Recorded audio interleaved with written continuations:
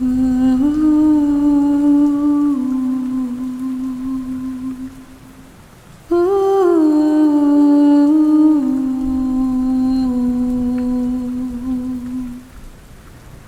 Aunt's Victorian Dolls by a now deleted user, posted to r/paranormal in a comment.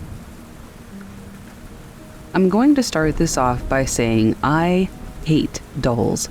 They have always given me the creeps.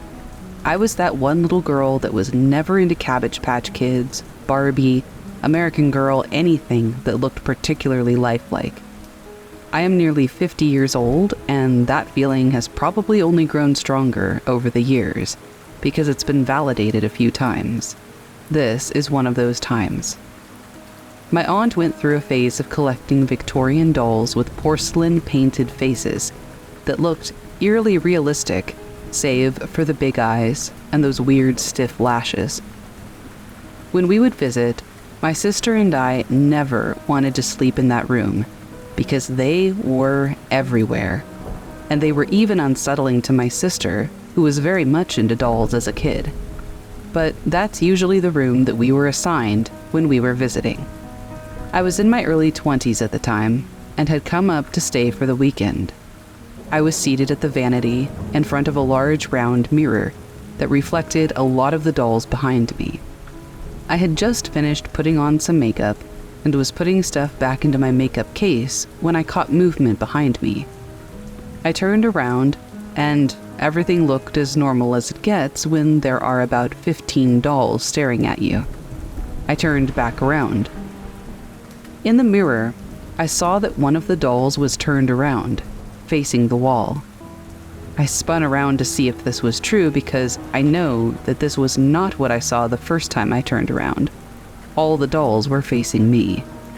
I looked back at the mirror, and that one doll was still turned around. I didn't look again.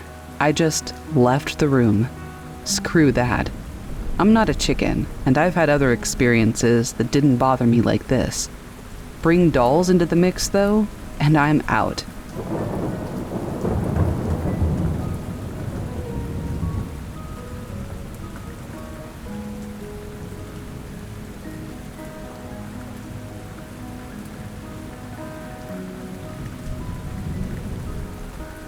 The Ghost in the Basement by a now deleted user. So my girlfriend landed a gig where she had to watch this 8-year-old and decided to bring me along as well. When we got there, the mother was running late. So we sat in the living room and talked to the kids. The little girl we were babysitting and also the teenage daughter were there. As the conversation naturally ran its course, the little girl mentioned the ghosts she had seen and met and even felt. I'm a pretty happy-go-lucky, go-with-the-flow sort of guy, so I entertained the topic of these ghosts, listening without really contributing, to which the little one happily obliged. However, I noticed that the older sister started to get a little nervous or anxious and tried to talk over her younger sister. This intrigued me. The girl went on to describe all the ones she had seen and felt, explaining that there were bad ones and good ones. So whatever, right? Just a little kid's imagination running wild, right? Well, apparently they had already had someone come to cleanse the house, meaning it was a reality for the family after all. The little girl also mentioned that she thinks she missed one. Cherry on top is that the most active room in the house was right beside where we were sleeping in the basement. Fast forward to the nighttime, when we tried to actually fall asleep. My girlfriend and I started feeling a bit nervous, and the feelings kept multiplying, until I started conversing in my own mind with whatever was in the room. I was thinking, say something so I know you're here. And as I finished that sentence, I felt ice-cold chills run from my left side to my right, and as they took over my body, I stood up and said, "Hello," right to my girlfriend. Safe to say, we spent the rest of the night upstairs. I don't know if it was just nerves or my mind playing tricks, but that's the story. Any thoughts?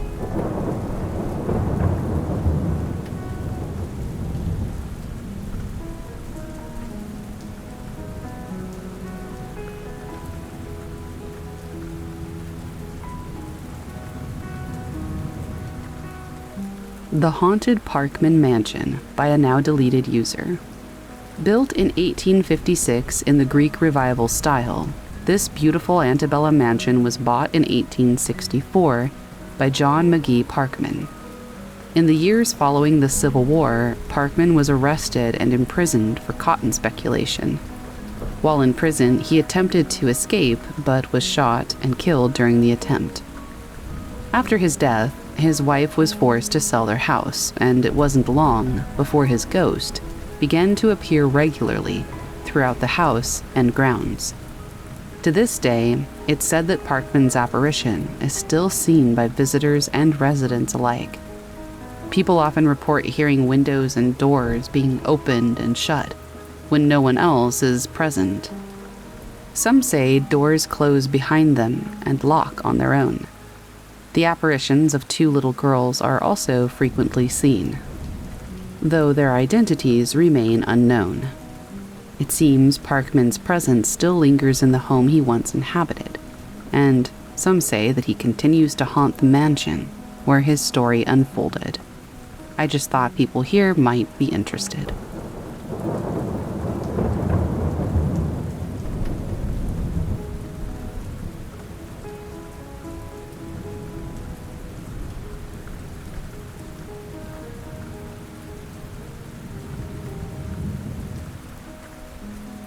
The Haunted High School by a now deleted user.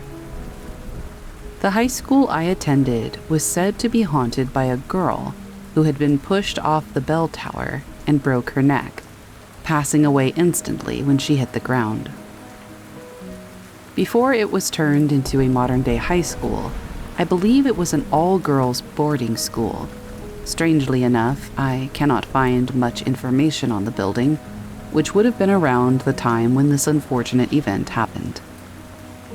There were a few small stories circulating about the school being haunted, but alas, they could have been rumors and completely made up.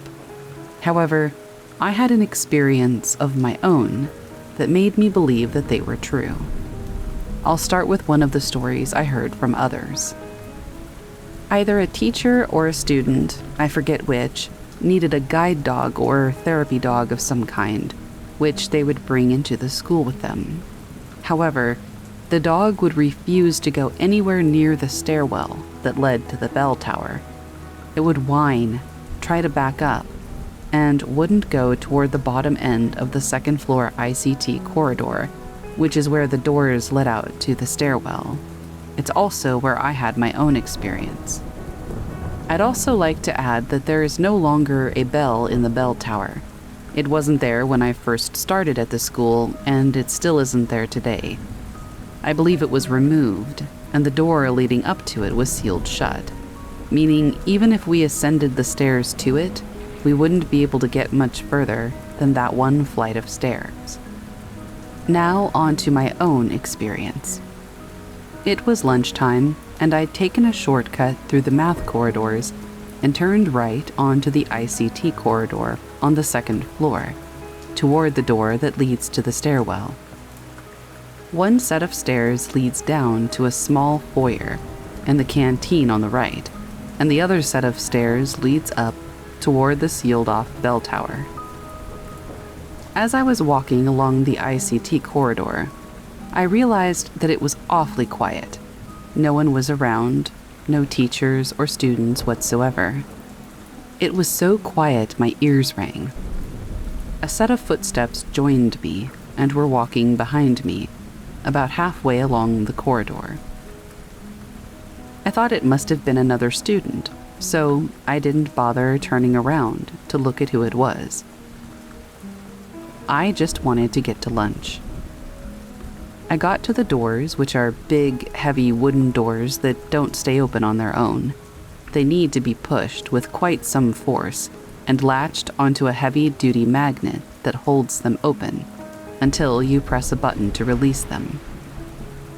The number of times I was smacked in the face by these things is astounding.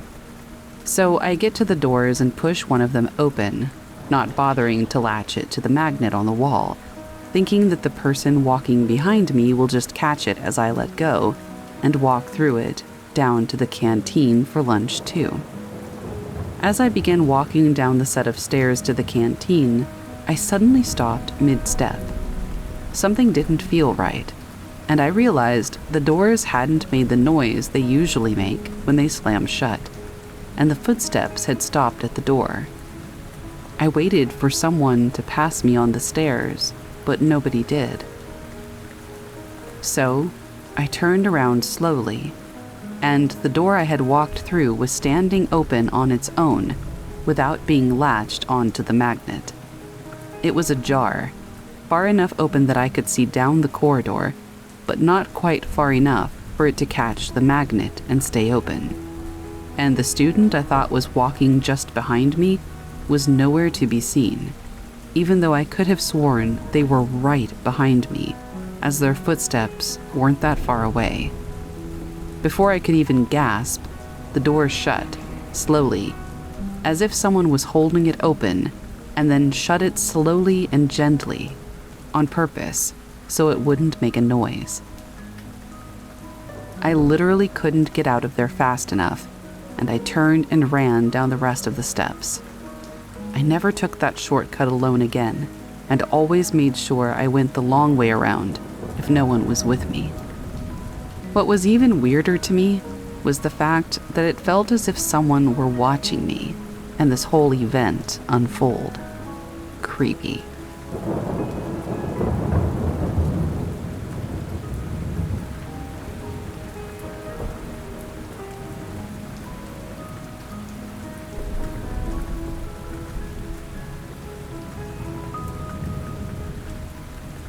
The Haunted Airbnb by Lady Lovecraft 89.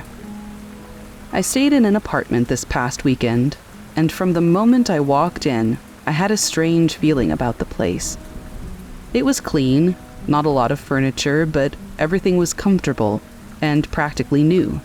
Clean sheets, etc. So there was nothing wrong with the apartment itself. Still, there was just this very off feeling. I kept hearing a bell, like the kind you push down at a hotel. It felt like there was a very masculine, heavy energy, as well as a lighter, softer, more feminine energy. I definitely kept the lights on that night. I also kept hearing pacing in the hallway, and the place felt dark, even with the lights on. The apartment also wouldn't heat up, not even with the heating on full blast. The bell sound kept bugging me, though. I decided to look up if anything had happened in or around the building that could explain the strange feeling and the different energies and encounters. I found 3 things. First, the son of a hotel owner was murdered not even a kilometer away from the building. Second, a mother of 2 was killed by the father of her children, and the children witnessed the whole thing. Third, there was a torture and another murder. All of these occurred within a 2-kilometer radius. There was also a courthouse right next door to the building at one point. Needless to say, I'm definitely not staying at that place again.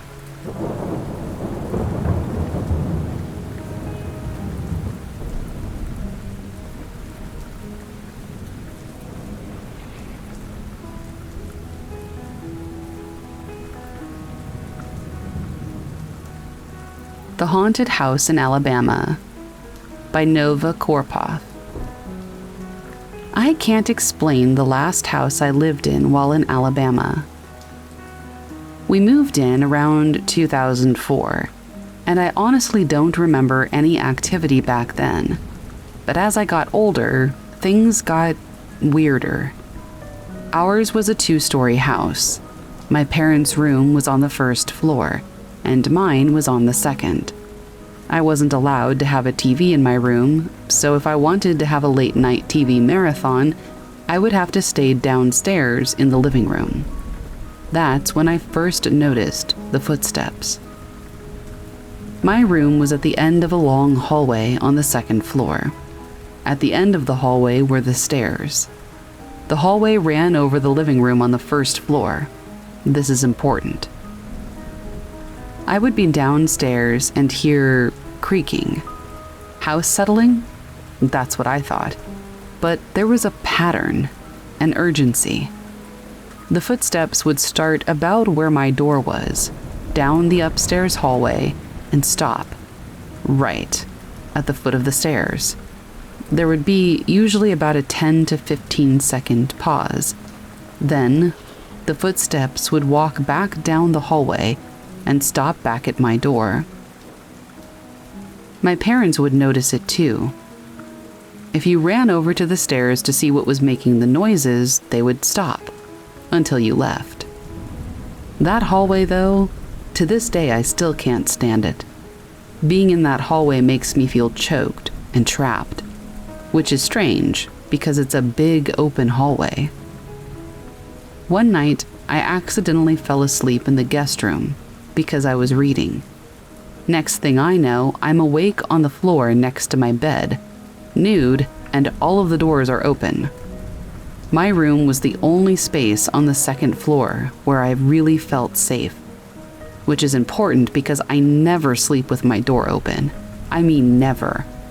But here I was with no memory of how I got there. That really freaked me out. I'm not the only one, though. My mom said on several occasions she'd see someone walking around the house when she was by herself. I don't really understand why all of this was happening. I researched the house but couldn't really find any deaths in or around the house or property. My dad has this theory, though. He said things like this are attracted to people like him and me, highly sensitive people, but that's a story for another time, I guess. I, however, have my own theories.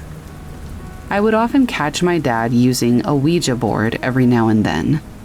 He had a history of using them and tried really hard to hide it from my mom. He would hide in the guest room. Yep, the very same. And he would use it in there. He had a secret stash of books on demonology and occult stuff hidden around the house, too. To this day, I have no idea what he was doing, but I have a sneaking suspicion that these things might be related. I'd love to hear what you think about this. This is probably my last haunted house story in my life because ever since I moved out of my parents', I haven't had any incidents at all. Anyway, thanks for listening.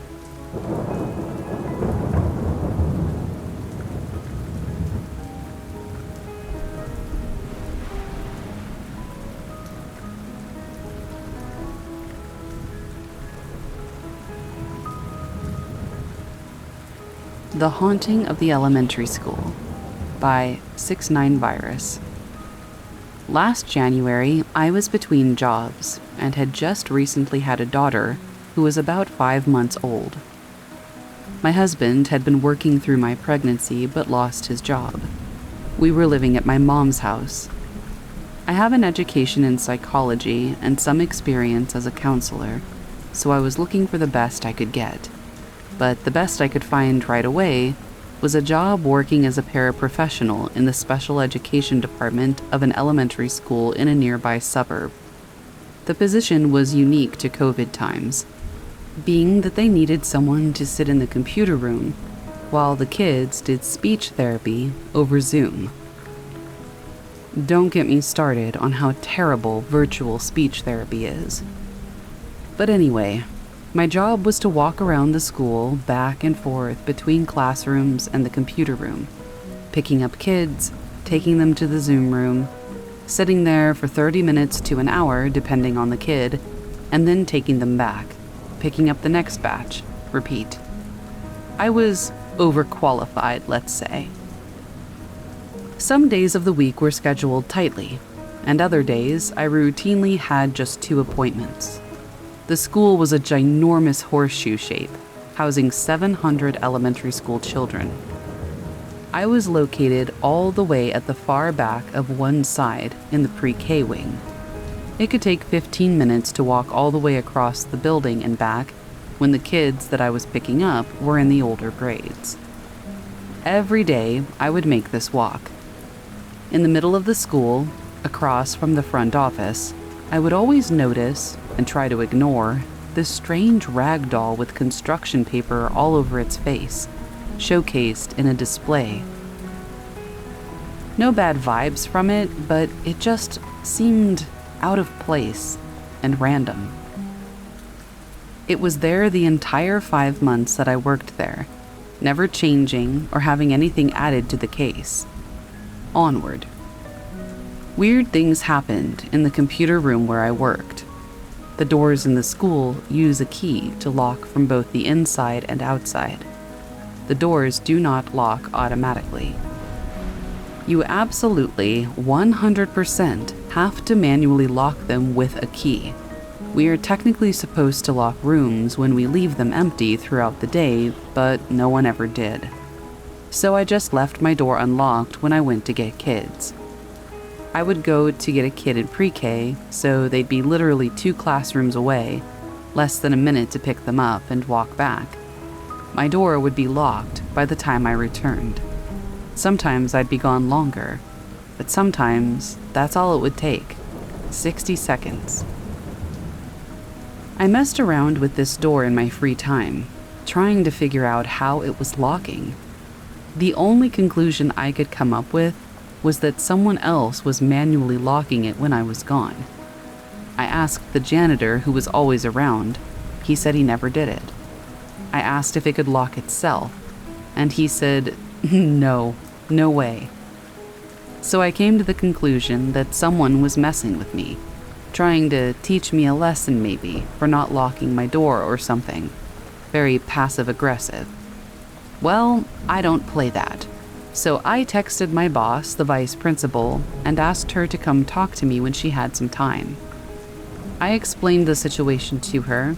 She said she was sure that no one would do something like that, but she would have maintenance look at the door, and that was the end of it. I came back after the weekend, and the door was broken, like off-kilter on the hinges so it wouldn't shut all the way at all. I guess locking on its own won't be a problem anymore. At least that's what I thought. The school did have security cameras in the halls. I wonder if they had any video of me pushing the doorknob down to check that it was unlocked before walking off, returning, and it being locked. Anyway, after that, there was a day where I went to get a kid out of his classroom in the pre-K wing by my office. But they switched the schedule up that day, so the class wasn't in there. I shrugged it off and went back to pick up the other kid that also sat in there for his block, and then came back. There was another paraprofessional watching her own kids in the playroom nearby, so I asked her if she knew where the other class would be right now. She said she didn't know, but that she thought she had just seen a kid run in there. Might have been going to use the bathroom. I said okay and went back into the empty classroom. I have the other little kid with me at this point. There is a bathroom in the back of the class, but it's open. I walk over there, confused, check the room, even look behind the door. There is no kid. I shrug my shoulders at the other little one and begin walking back toward the exit of the room. The bathroom door slams shut behind me. The other little kid jumped out of his skin. I tried to remain calm. The other paraprofessional nearby sees us out in the hallway, peering into the empty classroom, presumably looking very puzzled and freaked out. She asks if the kid was in there. No, I said, but the door slammed behind me when I was walking out. I trailed off, looking down at the kiddo with me, who's looking up at me with his eyes as wide as ever. Probably just the wind, I say. The other para kind of looks at me crazy, but shrugs it off and keeps about her business. The kid I was with, I kid you not, whispers, "It was a ghost." Of course, I say, No, it wasn't a ghost. I'm sure it was just because I messed with the door. You know, the obvious. The incident's blown off, a couple weeks pass by, and I'm in the empty computer room working on art for the walls. It's Wednesday, so it's an early day for pre-K, and all the littles have gone home, while the teachers are in a staff meeting. Someone knocks at my office door. Mind you, the door no longer shuts all the way, so I figure they don't want to barge in. I get up from my desk, 5 feet away, and I open the door. No one's there. I look down the hallway. No one's there. I go and sit back down, more annoyed than anything else, and it happens again. At this point, I'm kind of fed up. I do practice witchcraft and have been doing so seriously for more than 16 years, but I have no mediumship abilities or anything like that. I don't deal with ghosts and spirits in my practice, but that's the reason I'm not scared at this point. I ask the janitor if the place is haunted. Man, this guy doesn't skip a beat, and he says, "Oh yeah, Rodney." "Rodney?" I ask. "Yeah, they say a little boy died here. They named that doll across from the office after him." What the heck? I thought. I asked my supervisor about it, and she says, "Oh yeah, they told you about Rodney, huh?" I'm like, "Yeah, well that could have been in your ad." Okay, so at this point I've become acquaintances with the school librarian. I ask her about what's going on as well. She says all kinds of people have had weird experiences. Night janitors have had things move on their own. One time, the top principal had an alarm go off showing someone was down in the basement at 3 a.m., but none of the outside doors had gone off, and no one was on video in the school at the time. I guess another time over spring break, the doll across from the office got ripped up, inside his display case, his head laying on the ground, which is why he has construction paper on him now. No one on camera, and nothing on the camera of the doll. Another staff member never believed in ghosts until she saw a little boy run into a classroom and disappear. That's about the extent of the things that happened to me there, but I became fascinated. Some staff knew of the ghost, some had never heard anything about it. Mostly, staff who worked on my side of the building had experiences. The other side of the building seemed like a totally different world. Totally normal, no ghosts over there. I became the weird ghost girl, I'm sure, always asking people if they'd seen anything. I am not the person to pretend like nothing's going on, so as not to stir the pot. It's just not me. Of course, I never let the kiddos hear me. No one other than the janitor seemed to have heard of anyone dying at the school, but people who had heard of the ghost or had experiences did have theories. One day, I asked a paraprofessional from another school in the district because at a meeting she mentioned that she herself attended the elementary school where I worked. She didn't know anything about a ghost, but she did say that while she attended, a boy died at the school, in the wing where I work. He had the flu and his heart gave out. It's actually a very sad story. She could corroborate. She said that they hung up a drawing of his in the hallway to commemorate him. Sure enough, among the plaques, there is a framed picture of a swimming hole and a mountain in memory of Ernie, not Rodney. I found a much, much better job and quit during summer vacation, but I did tell Ernie in the silence of the computer room in the last week of school that if he wanted, he could cross over and he didn't have to be stuck at school. I even had a sacred place out in the country where I believe the veil is thin and that he's welcome to come there with me. Like I said, no psychic abilities here, but I did drive out there on the last day and put down a birdhouse for Ernie. I hope he's doing well.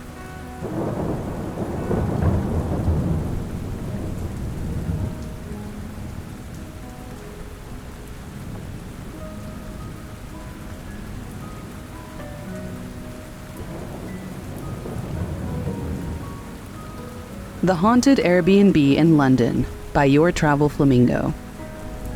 2 years ago, we were in London for New Year's Eve. Long story short, Our Airbnb was haunted.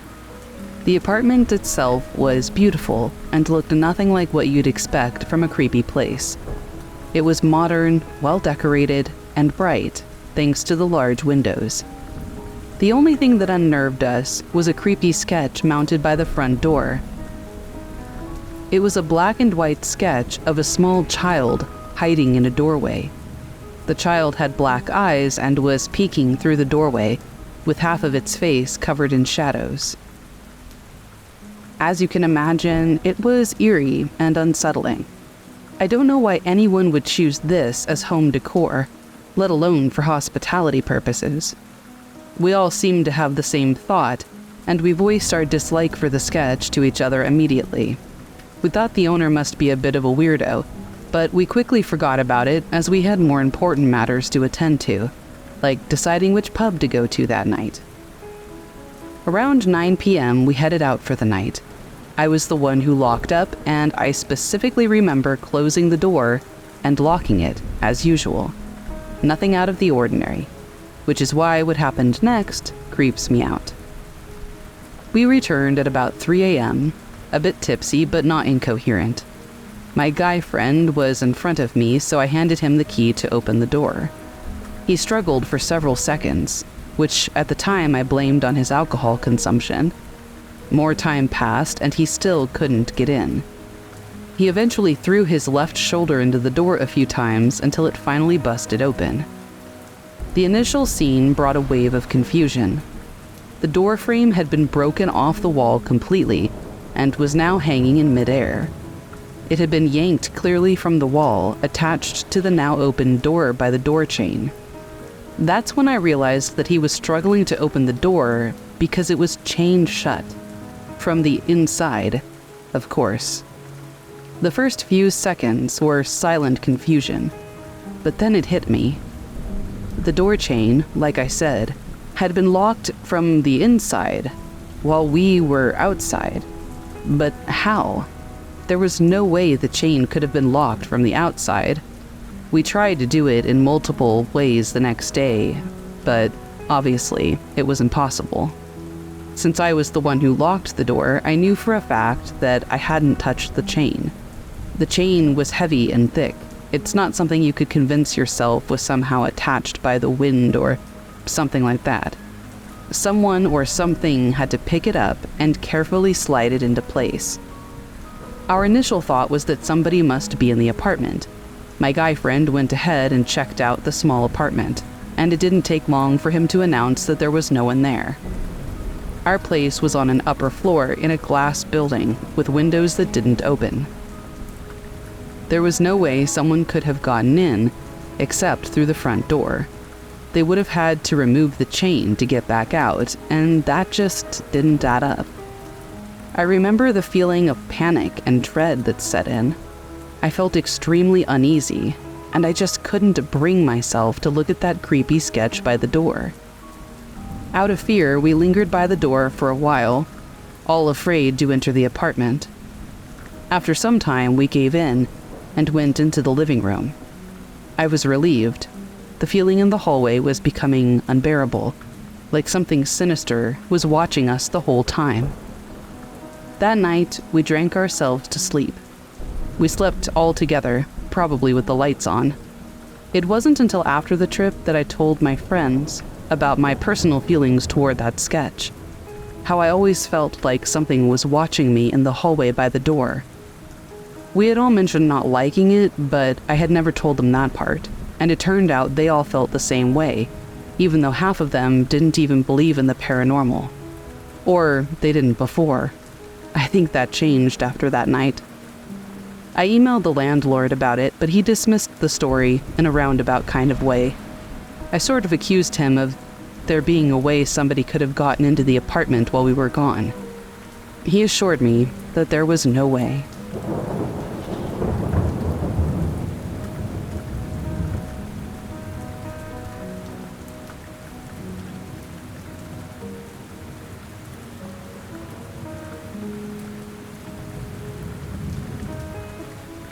The Haunted Airbnb Experience by Clank08.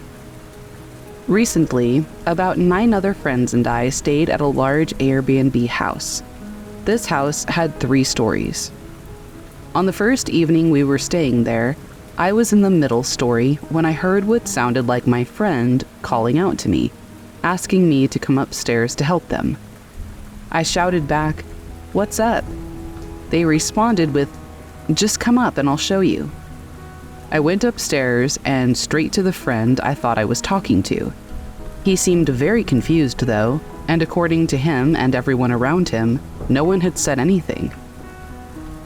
I thought maybe I'd imagined hearing someone talking when they weren't, but no one had really been chatting at the time. I assumed they were messing with me and just went on with my day. The next morning, a friend who wasn't aware of the previous event mentioned that she was a little creeped out by her room. It had a wardrobe with sliding mirror doors. She had closed them when she left the room, but when she returned and went to bed, they were open. She thought nothing of it, closed them, and lay in bed on her phone.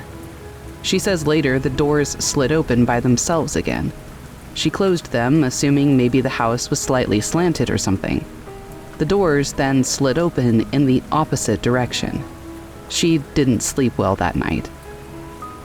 The last incident came on the last day we stayed there when a friend of mine mentioned the piano creeped him out at night. I mentioned that there was no piano in the house. He said he distinctly heard a piano playing at about 3 in the morning. A different friend later also claimed to have heard a piano playing at 3. We tried to rationalize it, saying maybe somebody was watching TV or listening to a video on their phone. I asked around though, and no one was even awake at 3. That's about it. Occasionally, all of us reported finding sliding doors open that we had sworn we had closed, but due to having so many people in the house, there was no way we could be sure it wasn't somebody else opening them. There was no way to explain all the other stuff, though.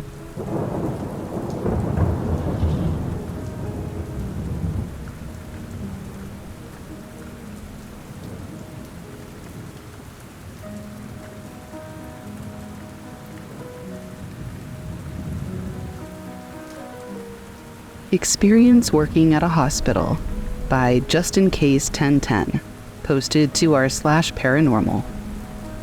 So a couple years ago, I worked at a hospital as security, and part of the security duties for the second shift was to lock all the doors downstairs in the basement of the hospital. The type of things down there ranged from offices, supply rooms, bathrooms, and, of course, the morgue. We would also have to check the refrigeration temperature inside the morgue to make sure that it was running properly, but that's not important to this story. So one night, I go down to the basement, which is basically a big rectangle. I locked all the doors, and just as I was going to make a right to take the stairs up, I noticed someone walk out of the corner in what looked like blue scrubs, take about 5 steps into one of the doors I had locked, and then just vanish. They didn't open the door or anything, they just walked right through it. As security, I couldn't just brush this off, because recently we had people steal from the supply room, so I had to check it out, especially since it was after hours. As I walked up to the door, I immediately got goosebumps, because this specific door was an automatic locking door that can only be accessed by ID clearance. 2, I didn't see the individual pull out an ID, which you would have to do to get in. You pull out your ID, you scan, you wait for the green light to pop up, and then you open the door. I literally just saw somebody take about 5 steps into the door, like it was wide open, which it wasn't. At first, I thought maybe it was, which is why I didn't immediately think ghost. This door automatically locks and closes itself, so that didn't happen. So I think to myself, well, if somehow someone accessed the door after hours, they aren't allowed to, so this might be the person stealing the stuff. If a nurse or someone needs to go to the supply room, they call security, and security escorts them because of stealing incidents. So I pulled out my ID, scanned it, and opened the door. I walked in and saw nobody. Then I opened all the closet doors just to confirm that nobody was hiding, and then immediately got out of there because I was now 100% sure that I just saw a ghost. Later that night, I got a call from the ER department to escort a nurse down to the supply room. I escorted her down to the basement into the supply room and told her what I had seen earlier. She shuffled through some boxes in the supply room and pulled out the exact same looking light blue scrubs that I saw the ghost wearing. I was like, yeah, that's it. She goes, these aren't scrubs. They were actually the blue gowns that patients wear inside the hospital. So what I saw that night was a patient's ghost walking around the basement. After this experience, I definitely believe in ghosts and the afterlife. To this day, I kind of kick myself for not looking at the cameras that night.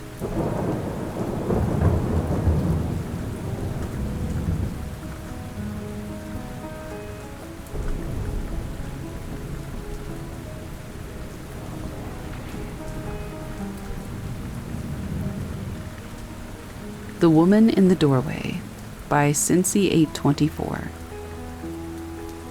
I would like to share a personal experience that I had in my childhood home in the early 90s when I was 6 years old. This isn't the first experience, and it definitely wasn't the last, but it is the only time I ever truly saw her. A quick backstory. The house is a brick colonial built by one of the very first families to settle outside of Philadelphia. They were a very affluent family who owned a large portion of land in the area and worked in the city. The house was lived in by their descendants well into the early 1900s, so as you can imagine, a lot of history, births, and deaths took place within those walls. As a child, I suffered from nightmares, lots of them. It was common for me to wake up in the middle of the night, jarred awake by some terrifying dream, and this time it was no different. On this particular night, I had awoken from a scary dream, and, in order to calm myself down, I lay quietly in my bed and scanned the dark corners in my bedroom for some unknown threat. I have no idea what I expected to find, but I definitely remember the feeling of, what could be hiding here in the shadows? As I looked around, nothing seemed to be out of the ordinary at first. But then, all of a sudden, there she was, standing in my doorway, staring directly at me. Her face was emotionless. She was very beautiful, with shoulder-length brown hair that had large waves toward the bottom, and she was wearing a long white nightgown.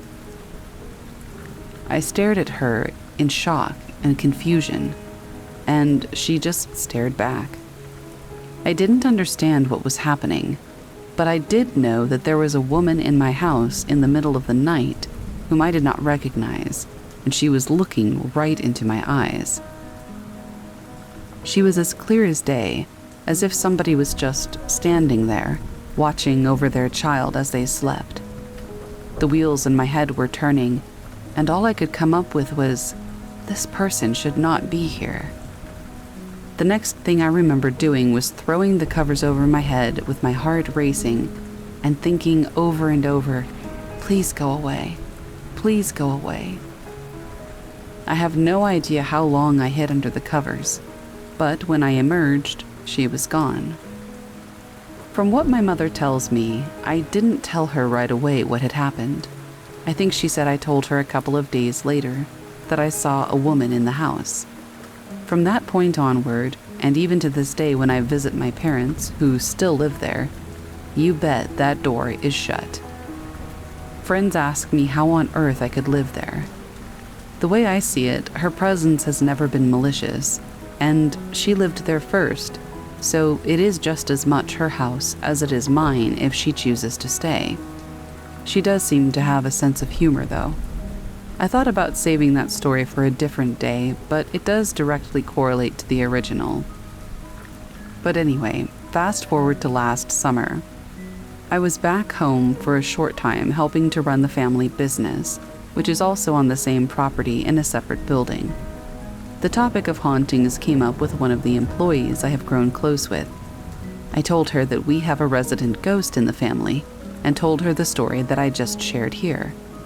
She jokingly said to remind her never to come over to visit. I reassured her that it wasn't that bad and that I personally hadn't experienced anything recently when I visit, even making a joke that perhaps she had moved out. We laughed and that was the end of it. Or so I thought. That very same evening, I came downstairs to ask my mother something and found that I was alone in the house. The property is pretty large, so it's not uncommon to be around and not know where the person is. I went into the kitchen and found some almonds to snack on. Just then, I felt like somebody was in the house. I figured it was my mom coming back in, so I checked around the corner and there was no one. I called out to her and received no response. It was strange, but I shrugged it off and went back to snacking. I had my back to the entrance to the kitchen, and I was just sort of standing there, staring out the kitchen window, daydreaming. That's when I felt it. Someone poked me on the back of my arm. It was a playful poke, the kind you do when you sneak up behind someone and tap them to get their attention. During the time it took me to turn to see who was there, I remember wondering who it could possibly be. My parents are not really people who sneak up behind others and poke them. It was no one. There was no one there. I fully expected someone to be standing there, so when there wasn't, I was so taken aback that I let out a startled yell and power walked straight for the front door and left the house. The feeling I had was like reality slapped me in the face. I am completely convinced that it was her, giving me a playful nudge saying, "Guess who's still here?" That really freaked me out. I can handle little things here and there, but being physically touched? No, thank you.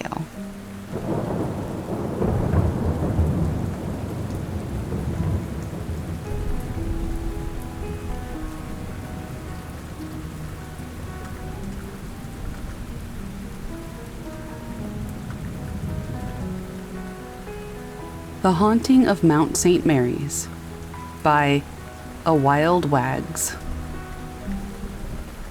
So I went to a private Catholic high school in Oklahoma. The school itself was built before the state was a state. It's over 110 years old, and it used to be a convent. So the textbook set up for haunting stories. Before I went there, I had heard stories of the school being haunted, mainly the fourth floor. They always had these legends about things that happened there. They always talked about the pictures on the fourth floor never being straight, and if you fixed it, the picture would get messed up again. And if you took a ball up there, it would be pushed around by no one.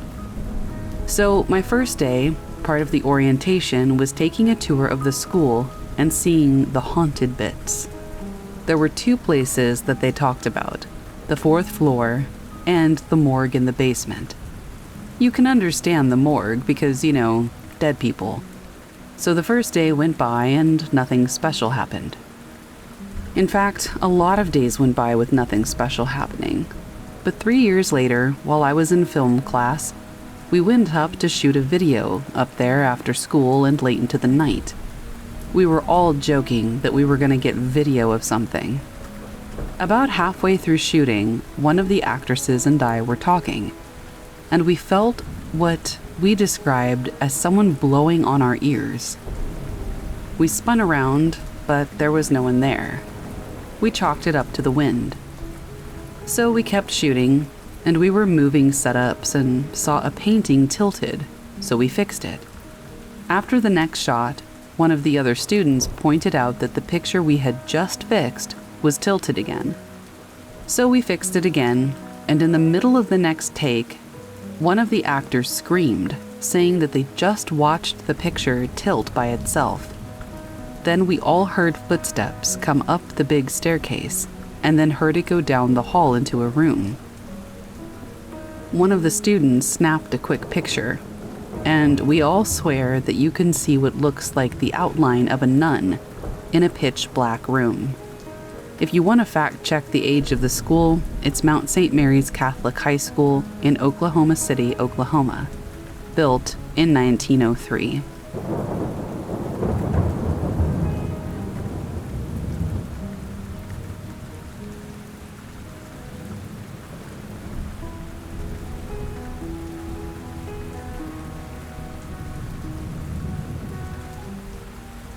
Send in the Clowns by I Heart Bubble Tea, posted to r/paranormal in a comment. I was given a small porcelain doll with a painted face. It was the sad clown face, but the type from the theater, with a tear under one eye, rather than a circus type. It had a wind-up key in the back, and it would play Send in the Clowns while its head rolled around in a circle on its shoulders. Creepy, but the person who gave it to me had passed away, and it was the only thing they'd given me, so I kept it on the shelf, out of sentiment. I couldn't sleep one night, and around 3 a.m., I started getting a really creepy feeling out of nowhere. The creepy feeling grew and grew, until suddenly the clown started playing, and the head started rotating around by itself. I hadn't wound or played with that doll in years, and no one else did either, so there was no juice in it, so to speak, for it to suddenly start playing. I was out of bed and out of that bedroom like a shot. The next day, I got rid of it. Sentimentality be damned. I'll never have a clown doll again.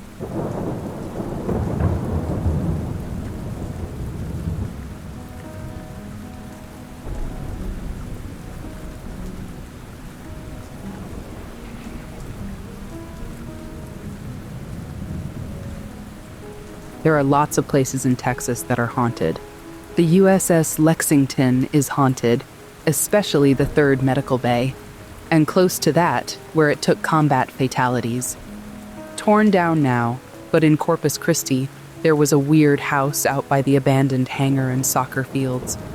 I've been to all sorts of crazy places and never felt anything half as malevolent and evil.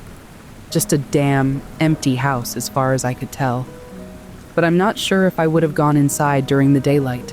I hate that place so much. Terlingua. I was taking photos in the abandoned church.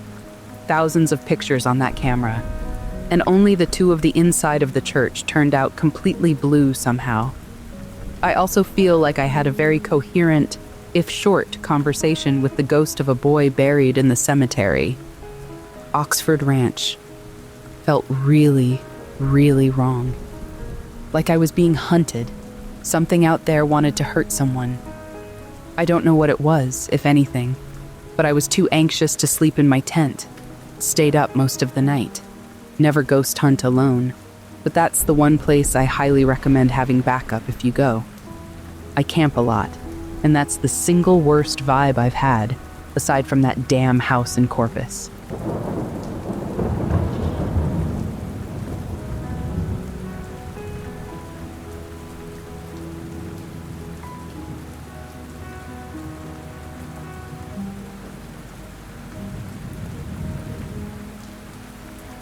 Over the course of 2 years, I've had weird dreams about a very specific creature lurking in the attic. It always felt malevolent. Now I don't know if it's an actual thing or my subconscious messing with me, but it deeply unsettled me in ways that my dreams almost never do. As somebody who is always aware that they're dreaming, even dreams where I'm being hunted down don't scare me, but this does. There have been so many dreams about it, but a few stick in my head. The least threatening one was a dream where I'm playing video games in my room. I glance out of my bedroom door, and I see an arm dangling from the open attic. The hand moves like it's beckoning me to come closer. I don't, because, obviously, but I watch it. It never leaves the attic, but it keeps trying to get me to go to it. Another dream, I'm in a house I've never been in. My sister and nieces are in this house with me, and I get the impression that this thing is threatening my family. I'm angry, so I get vocally aggressive. I get my family out of there and go back to confront the thing. I see it, for the first time in all the dreams that I've had. It was a woman with light purple skin and dreadlocks. I don't remember how this dream ended, but there were more dreams after, never including my family again, just me. The most intense encounter I had was a dream where the attic was right above the bed I was sleeping in. I was lying there, very aware that it was watching me. I figured if I ignored it, it would go away. Wrong. It slowly pulled the covers off of me. After a few minutes of lying there, cold, trying to decide if it was safe to pull the blanket back up, it grabs me by the throat and lifts me up about a foot off the bed and starts choking me. I felt like my lungs were going to burst when it let go and let me fall back onto the bed, gasping for breath. I don't know how many dreams I've had since this one, but I know it's been at least a year since I dreamt about it. I'm very uneasy around attics now, and I always expect to look up and see it again when I pass underneath one, awake or not. Even right now, I keep throwing glances at the attic door right outside my bedroom. Nothing's there, of course, but it's still on my mind. If this thing is not my subconscious and it's an actual entity, I have no idea what it could be. In my limited experience with the paranormal, I've never encountered anything that felt malevolent before. Just this. My hope is that either my brain just decided it wanted to be terrified of attics, or that this thing got bored with me and left me forever.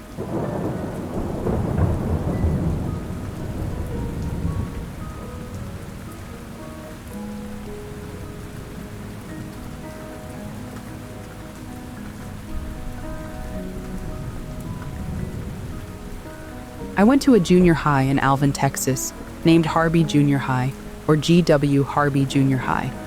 It was built in 1980, but it was located on rural property and looked quite eerie at night since it was a fairly small, at the time, school. Unfortunately, during the 1900 hurricane of Galveston, Texas, which is about 35 miles away from Alvin, 8,000 to 12,000 souls were lost, making it the deadliest natural disaster in U.S. history. Thousands of bodies would resurface, float back to land, etc. Bodies were sent to surrounding areas, and mass cemeteries and morgues were created in rural areas. Allegedly, Harvey Junior High was built on a site that held a mass cemetery. Definitely, creepy things would happen throughout the whole school, and some teachers had spooky encounters. This wasn't your typical spooky ghost story told around a campfire. You could tell some of these encounters really affected some people more than others. You can look it up. There are various stories similar to this. I can positively say that whenever I felt anything at school, I made sure to respect it and not taunt it.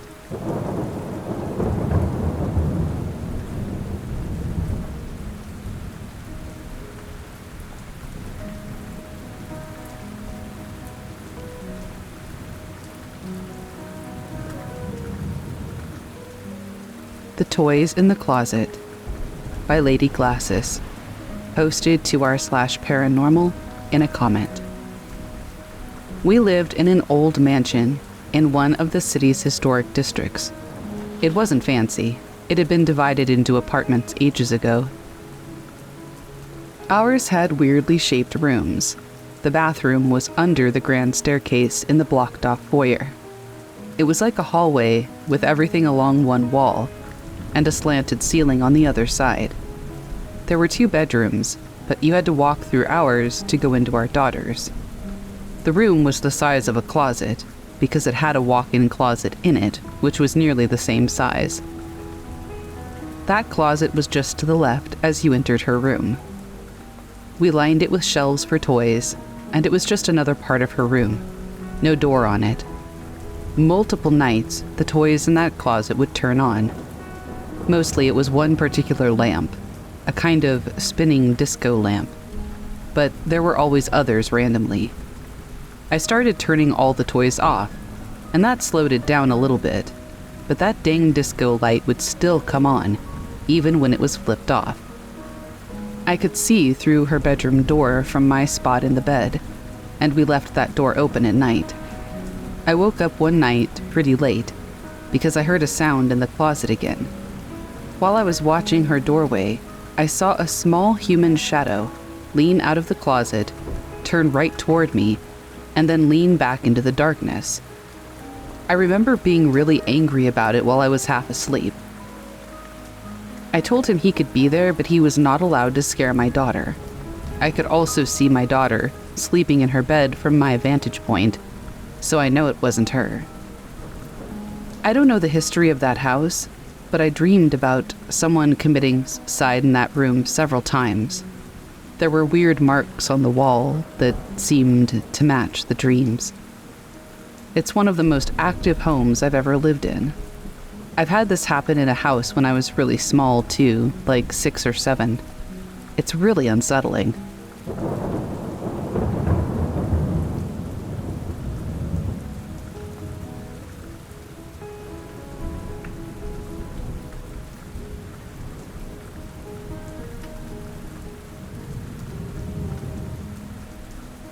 A Haunting in New Jersey by Flyers Fan 1989. Posted to r/paranormal. So, the following story is not something that happened to me. It is something that happened to my mother and godmother, my mom's best friend, when they were 13. It's also something that has haunted them ever since, causing bad luck, mental health problems, physical health issues. My mother suffered with kidney disease for years and died when she was only 43, and paranormal activity as well. To start, my godmother's parents owned a small house in the Villas, New Jersey, just a few minutes outside of Wildwood, New Jersey. It was a single-story home with one bedroom and a porch that was converted into a second room, a nice yard, a driveway, and an old shack or garage. My godmother, we'll call her Jen, and her parents rented the house to my mother's parents for a week in the summer of 1984. So my grandparents and my mother went out there for that week, with Jen tagging along. From what I'm told, my mother and Jen were in the garage shack thing listening to music when it first happened. Mom had the radio blasting, and there was an old cassette player with headphones sitting across from them. Jen heard something playing over the stereo blasting and realized the cassette player had turned itself on. She and my mother were both huge fans of the 80s band Duran Duran. Well, a few members of the band had split off and started a side project called Power Station. The cassette player was playing a song by Power Station titled Communication. The lyrics, eerie enough, go something like, "Communication, don't hang up. Communication, keep in touch. Communication, don't put me on hold. Situation, soul to soul." It sounds by those lyrics as though something was actually trying to talk to them, especially considering the cassette player turned itself on and no one was anywhere near it. Well, Mom and Jen decided, since they didn't have a Ouija board, to try something else. They would ask certain questions, fast forward through a song, and stop. Whatever the first few words were, they would use to spell out an answer to their questions. That worked for a little bit, spelling out cryptic messages, subliminal type stuff, that were very eerie and unsettling. Eventually, they had to come home to Philadelphia early because my grandmother became sick and had to go to the hospital. When they got back to Philly, Jen decided to stay with my mom at her house for a few extra nights, since their vacation had been ruined. That's the night they heard scratching all around my mother's room, on every wall in the room. It sounded like hundreds of rats inside the walls, moving all at once. My grandmother came in ready to tear them both a new one, only to find them clinging to each other on the mattress, clearly not the ones causing the sounds. This was just the beginning. Later, they started using an actual Ouija board. They got messages that seemed like direct links to things happening in their lives. My mother once asked it how she was going to die. This was right around the time that she first became sick with kidney failure. The board's response was, "Whispering woods shall breathe, truest dreams shall bleed. Enjoy it while it lasts." Whatever that means, neither of them could ever determine, but it didn't sound very good. Then came the scratch marks. Mom and Jen were both waking up every morning with fresh scratch marks in certain areas that I will not name, but they're areas where you shouldn't be finding marks like that. Mom would get them on her left side, while Jen would get them on her right side. One day, Jen went back out to the house in the villas with her mother. They opened the door to the garage shack thing to find the entire place trashed. Shelves were ripped from the walls. The spring attached to the garage door was hanging in the middle of the room in a spiral shape, and everything was completely ruined. As though she were possessed, Jen's mother blamed her and proceeded to give her a beating. These are just a few of the things that have happened over the years. This thing eventually came to call itself Ranjas, though you can't find anything on a demon by that name. Not that that matters. Mom and Jen have had nightmares of a huntress, the supposed physical form of Ranjas, but it also appeared as a black wolf with red eyes from time to time as well. They have also experienced repeated nightmares of ships sinking, or the streets of Wildwood, New Jersey flooding. Apocalyptic-like dreams. But this entity is always in the dreams. The closest my godmother and I have come to finding anything on this entity is something called Rangda. It is described as the demon queen of the Layaks in Bali, part of traditional Balinese mythology.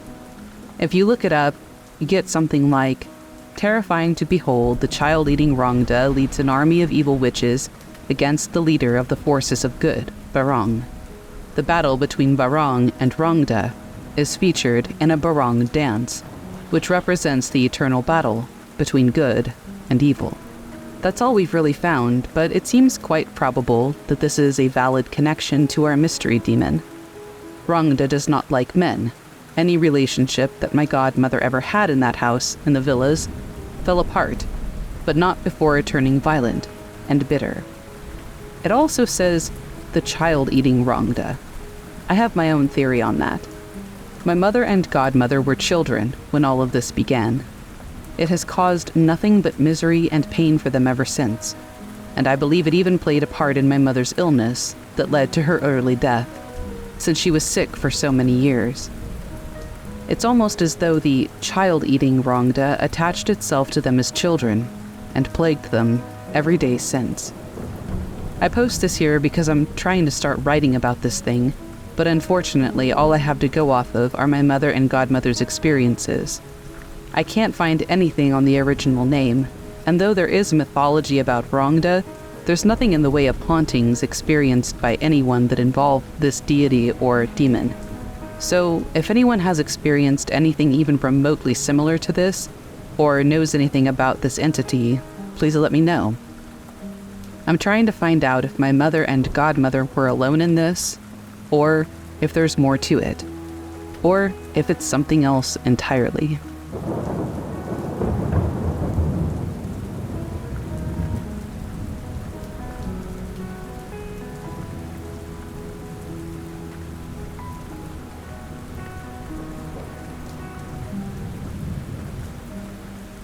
The Beach House by Unusual Rip 706, posted to r/paranormal.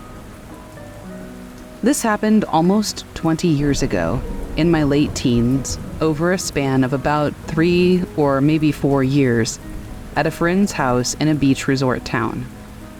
The house itself is 5 or 6 blocks from the sea. I don't remember the exact dates, but I'd guess that it all happened during summer school holidays, December and January in my country. I know it's cliché, but I'm a skeptic. I've always enjoyed supernatural stuff for entertainment.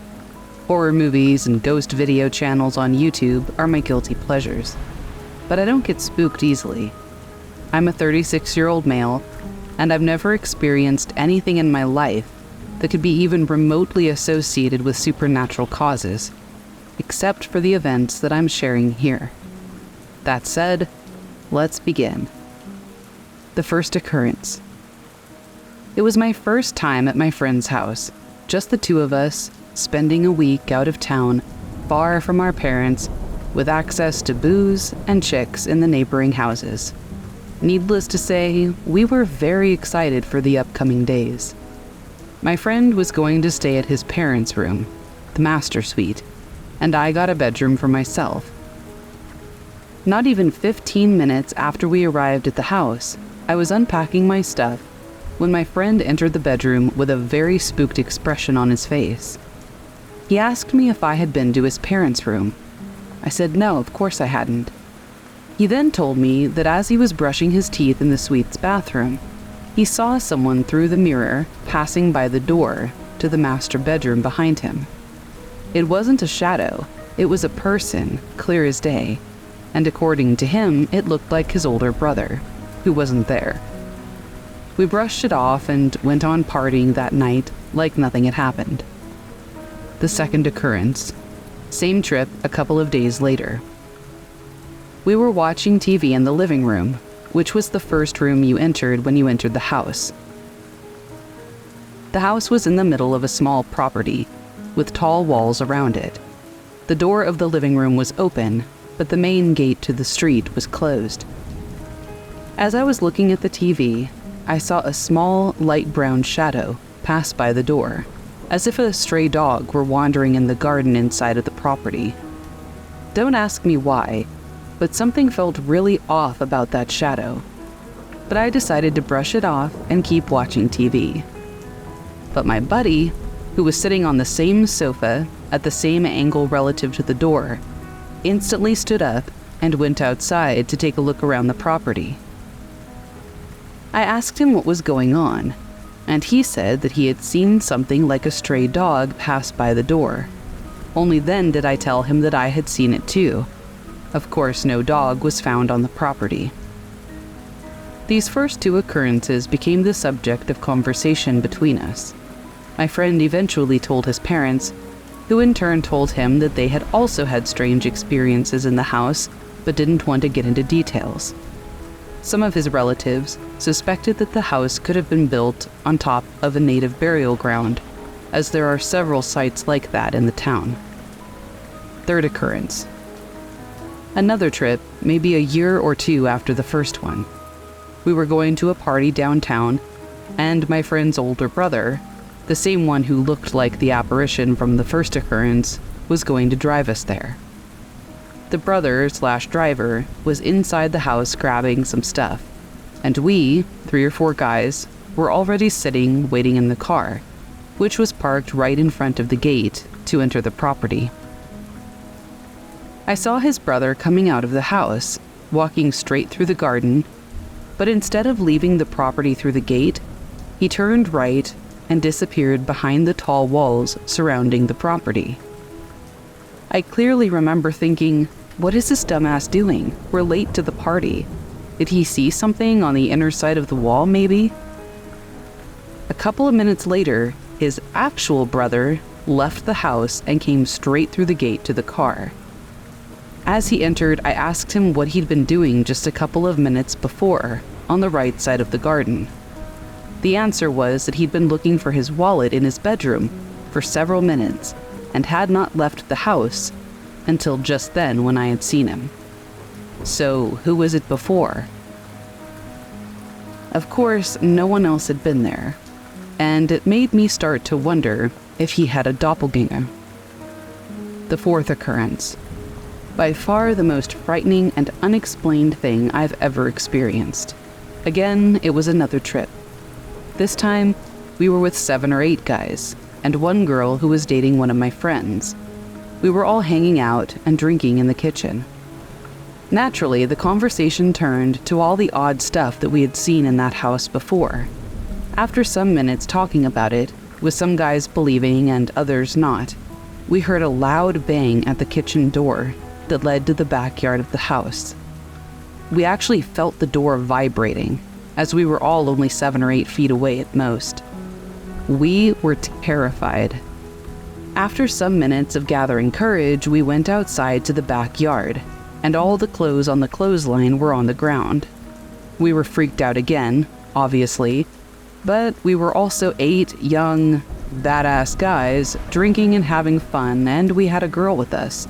Showing fear wasn't an option. So we brushed it off as the wind, even though we didn't feel a single breeze, and kept chilling and drinking in the kitchen. But this presence wanted to be acknowledged. Just 10 or 15 minutes after the first bang, while we were already laughing about it, another 3 loud bangs came from the door to the master suite, which led to the kitchen and living area. Not from outside, but from inside the house. And we knew the windows in the master suite had been closed, so there was no wind possibility. For the 3rd time, we were terrified. That's when we couldn't come up with any logical explanation and decided to leave the house and continue drinking at one of the other houses in the same neighborhood. We came back to my friend's place much later, totally intoxicated, and went to sleep quickly, hoping to avoid witnessing anything else weird. After that, I stopped going to that house for a while, probably because I started traveling somewhere else for holidays or began a relationship. I don't remember exactly. But I asked my friend some months later how things were. He told me that his mom had taken a priest to the house and everything had stopped, and that was the end of it. His family still owns the house and he goes there with his kids now. I'm glad that nothing else has happened.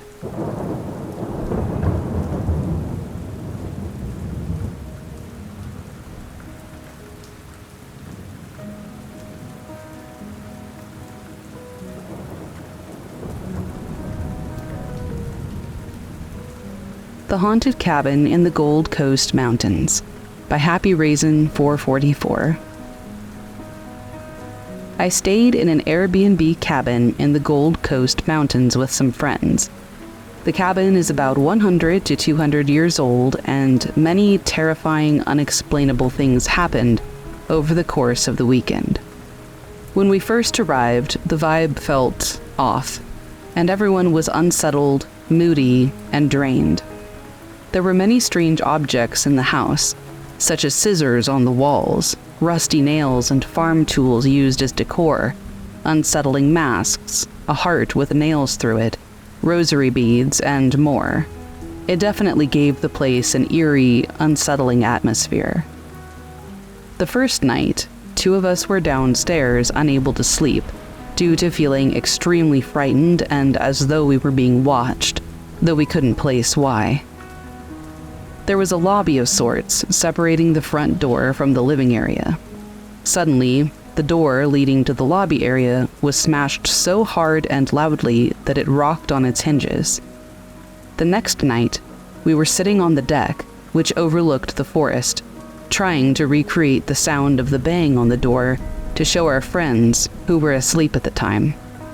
After hitting the wall 3 times to recreate the noise, 3 loud thuds sounded around the corner of the balcony, and a spare chair was dragged right in front of us. We all decided to move a mattress into one room so we could all sleep together, as we felt unsafe. While 3 of us were in the room, the window slammed shut. Later that night, when everyone was asleep, I woke up at about 3 o'clock in the morning and noticed the window that had slammed shut was now showing a shadow moving across it. I decided to film it. During the video, I saw a white figure move into the frame and then back out.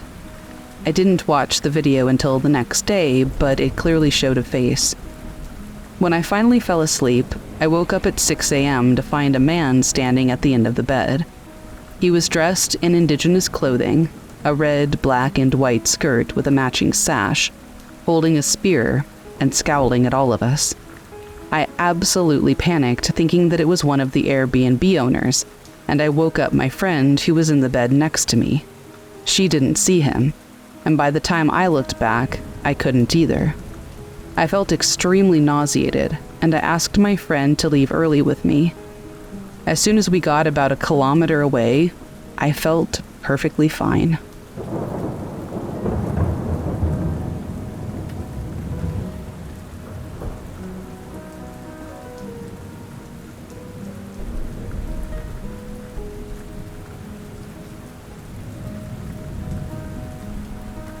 The Grim Walks at Night. I'm an American tourist who's been backpacking through rural Sweden for the past month. I love exploring old churches. The older and more remote, the better. My Instagram followers seem to enjoy the aesthetic of centuries-old stone and stained glass, so it was a win-win. But after what happened at the church in a village last week, which I won't name to keep it private, and honestly, to keep you safe, I haven't been able to bring myself to enter another one. I'd read about this particular church in some obscure travel blog. It was built in the 1400s and supposedly had some unique medieval carvings. The blog mentioned that it was a bit off the usual tourist path, which was perfect for me. What it didn't mention was the local folklore about its guardian. The village was tiny, just a cluster of houses really, a small market, and the church on a hill overlooking everything. I stopped at the market to buy water and snacks. The elderly woman behind the counter, her name tag said Astrid, got really quiet when I mentioned that I was heading to the church. She started speaking rapidly in Swedish, but then switched to broken English when she saw my confusion. "Not good to visit church alone," she said, arranging and rearranging the same items on the counter. "Not without offering. The Kirkogrim doesn't like visitors who come empty-handed." I smiled politely, assuming this was just local superstition. She insisted on giving me a small bundle of dried herbs and black bread, and refused payment. "Leave it north corner," she said, "where the first stone was laid, and leave before sunset. The Grim walks at night." I thanked her, but didn't think much of it. I had never heard of a Kirkogrim before, and I had no intention of staying until sunset anyway. The church was about a 15-minute walk up a winding path. It was early afternoon, the sun bright and warm. Nothing spooky about it at all. The church itself was beautiful, all weathered gray stone and ancient timber. I spent about an hour taking photos of the carvings and architecture. I noticed there were no other tourists, which was unusual even for a remote site. In fact, there wasn't a single other person around. I was setting up a shot of a particularly interesting gargoyle when my camera's battery died. Annoying, but I had a spare. Except that one was dead too, despite being fully charged that morning. My phone showed full battery, but wouldn't turn on. That's when I noticed how quiet it had gotten. No birds, no wind, nothing. The sun was still up, but the light had taken on a strange quality, like it was being filtered through smoked glass. The temperature had dropped noticeably. I heard it before I saw it. A sound like heavy stone grinding against stone, coming from the north corner of the church. At first I thought it was just the old building settling, you know? But then I saw the dog. Except it wasn't really a dog. It was dog-shaped, but made out of what looked like living stone, with eyes that glowed like embers. It was massive. Its shoulder would have come up to my chest if we were closer. Thank God we weren't.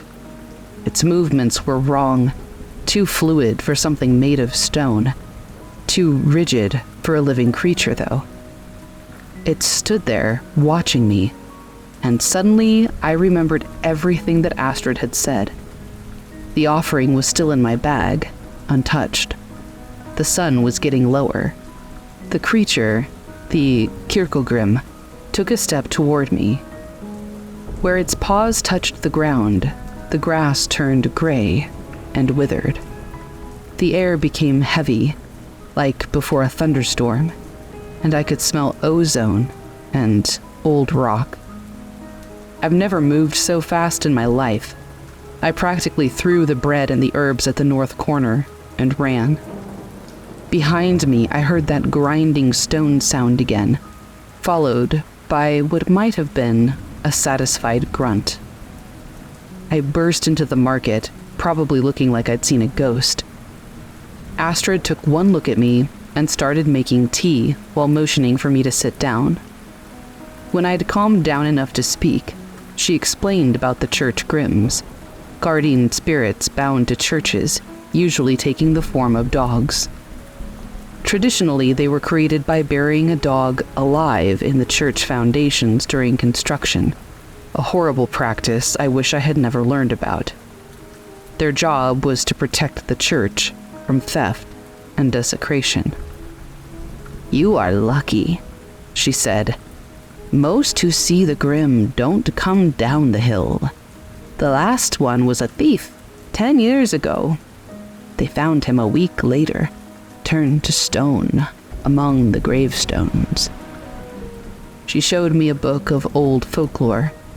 Church Grimms are apparently common in Scandinavian mythology, but this one was known for being particularly active. The villagers still leave offerings at the north corner every Sunday. I changed my travel plans after that. No more remote churches. But before I left, I went back to the market and bought a loaf of black bread. I left it at the north corner of the church, just in case. Through my zoom lens from a safe distance, I swear I saw something large and gray moving among the shadows, watching me leave. I've been doing research since then. Church Grimms are fascinating. They appear in folklore across Scandinavia and parts of England. They're supposed to ring the church bells before a death, appear to gravediggers, and protect consecrated ground. Some stories say that they're not malevolent unless provoked, just very serious about their job. The weird thing is, when I tried to find that travel blog again, it had disappeared, and none of my photos from that day came out. They're all completely black, except for one. It shows the north corner of the church, and there's something in the shadows, something large and gray and watching.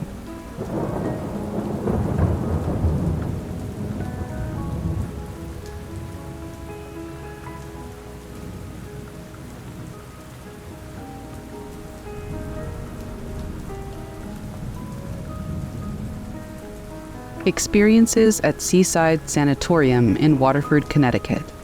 Posted by a now deleted user to r/paranormal.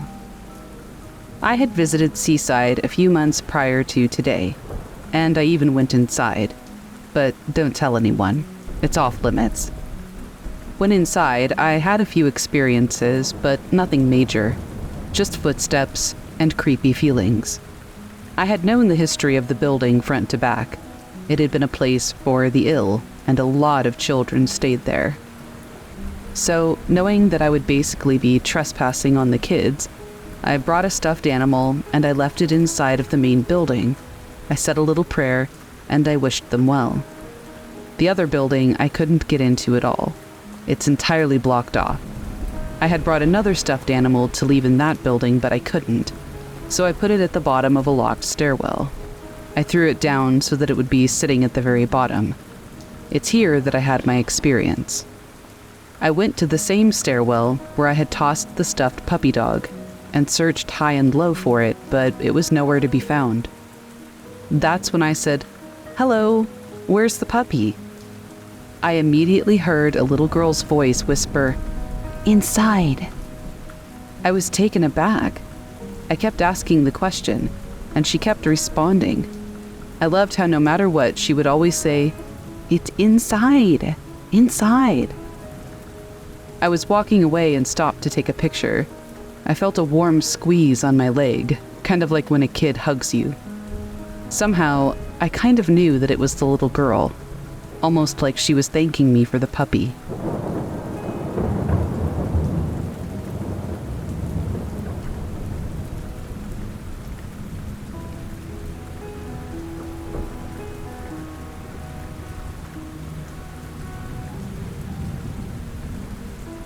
Dominican Republic Haunted Beach House by Old Complaint 7308. Posted to r/paranormal. This story has been the most realistic experience that I've ever had with the paranormal, so much so that I still get goosebumps every time I talk about it. When I was 13 or 14 years old, I'm 25 now, my parents and 2 cousins stayed at a beach house in Juan Dolio, Dominican Republic.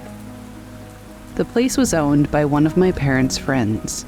We didn't know the history of it, and to be honest, I still don't. But I've asked my mom to ask her friend if she knows the story behind the place. But I digress. We went to this beach house to stay for a few days. The place was oldish, but had hints of modern features. The first floor really isn't important, since nothing happened there that I know of. But the second floor, that's where the weird things started happening. I remember going up to the second floor and seeing about 8 old twin beds. They all had bed sheets on them and looked like they were ready to be used, which was really odd. So imagine all the beds lined up. If you continued walking forward, there was the master bedroom. But if you went where the bed started, that's where the room my cousins and I slept in was. Now this room had a small yet powerful wall AC and a plastic white chair. There was also a closet with drawers, a queen bed, and a twin bed. The twin and queen beds were together. My cousins slept in the queen, and I slept in the twin. One of my cousins and I started hearing that the chair would move at night. Initially, we thought it was the powerful small AC that was moving it. We even did a little experiment and found that yes, the air from the air conditioner could actually push the chair. But the problem was, specifically at night, the chair would move even when it was nowhere near the AC. Before I thought this wasn't possible, I didn't believe in ghosts, so I was still skeptical and thought it was just the air conditioner. My cousins and I went to the beach, and when we came back, the room was completely different from how we left it. The sheets were undone, the closet doors and drawers were open, the light was on, the door was open, and the chair was moved. I told my parents, but they didn't believe me. They just said it was probably one of my cousins pranking me, since one of them, E, was known to be mischievous. So J is the one who's not mischievous, and E is the one who is. So one night, when we went to bed, J and E slept on the queen, and I slept on the twin. The beds were put together so it looked like a big bed. J was closer to me, and E was on the other side of the queen. So J, in some sense, slept in the middle. This is important because the third occurrence is the one that impacted me the most. This is the definition of inexplicable. I'm a night owl, so I usually fall asleep the latest. I want to say it was around 1 to 2 in the morning when I decided to go to sleep. I put my phone down, pulled the covers close to my chin since the room was cold, and closed my eyes. I wasn't quite asleep yet, just lying there. 2 or 3 minutes later, it happened. Out of nowhere, the covers were pulled all the way down to my knees. I'm 6 foot tall, so you can imagine how far the covers traveled. When this happened, I shot up so fast. I looked around and thought it was my cousins pranking me, but Jay wouldn't do such a thing, and E was on the other side of the room, so it was impossible that this happened. I got up and started trying to wake up my cousins. I lightly smacked their faces, not hard, and shook them, but they wouldn't wake up. I literally opened their eyes physically with my fingers, and they were still passed out. I was terrified out of my mind. My next thought was to go to my parents' room to tell them what happened, but having to get up and walk past the creepy beds to get to their room made me stay put in the room and literally stay up to watch the sunrise. I was too scared. This experience is the most surreal thing that I've ever had in my life. There was no logical explanation. Sometimes I wonder what would have happened if I had left the room. My curiosity still makes me wonder about this. Let me know what you think it could have been.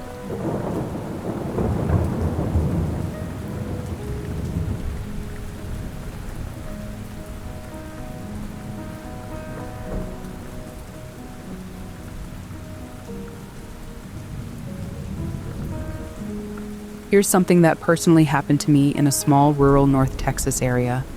I graduated high school in 1998 and was dating a girl with all kinds of issues who I should not have been seeing. My mother said if I stayed in a relationship with her, I could not live at home.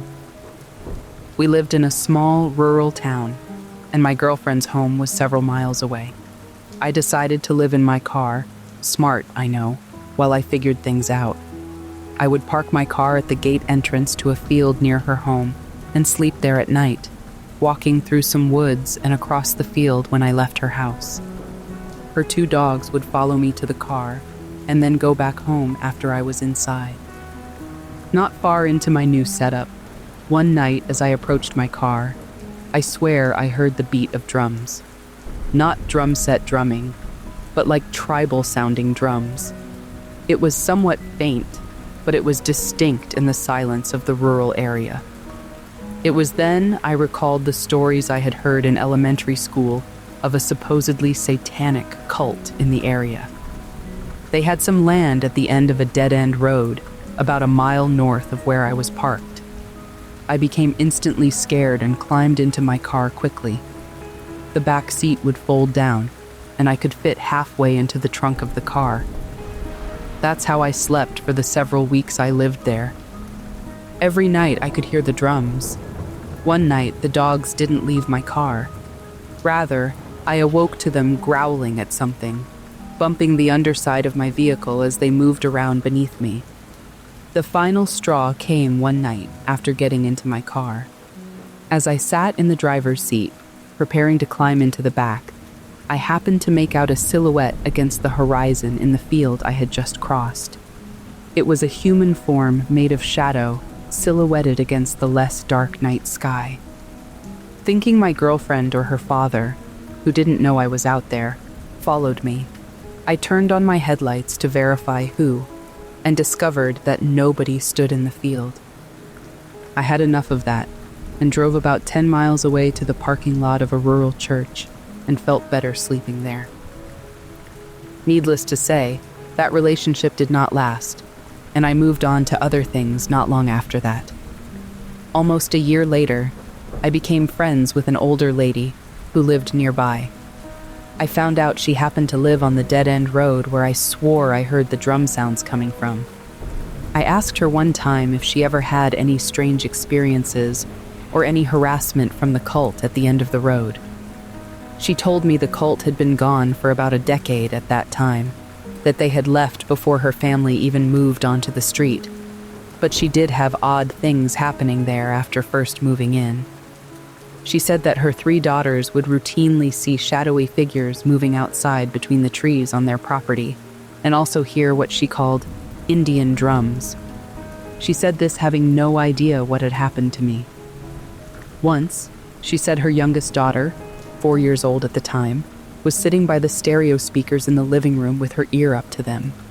Someone in the family asked her what she was doing, and she said, "Listening." They found it somewhat humorous because the stereo wasn't on, and asked her what she was listening to.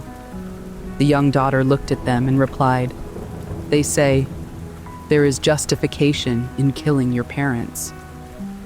Freaky stuff. I knew then that what I experienced almost a year before was not the cult that had long ago moved away, but something far more sinister that had remained in the area.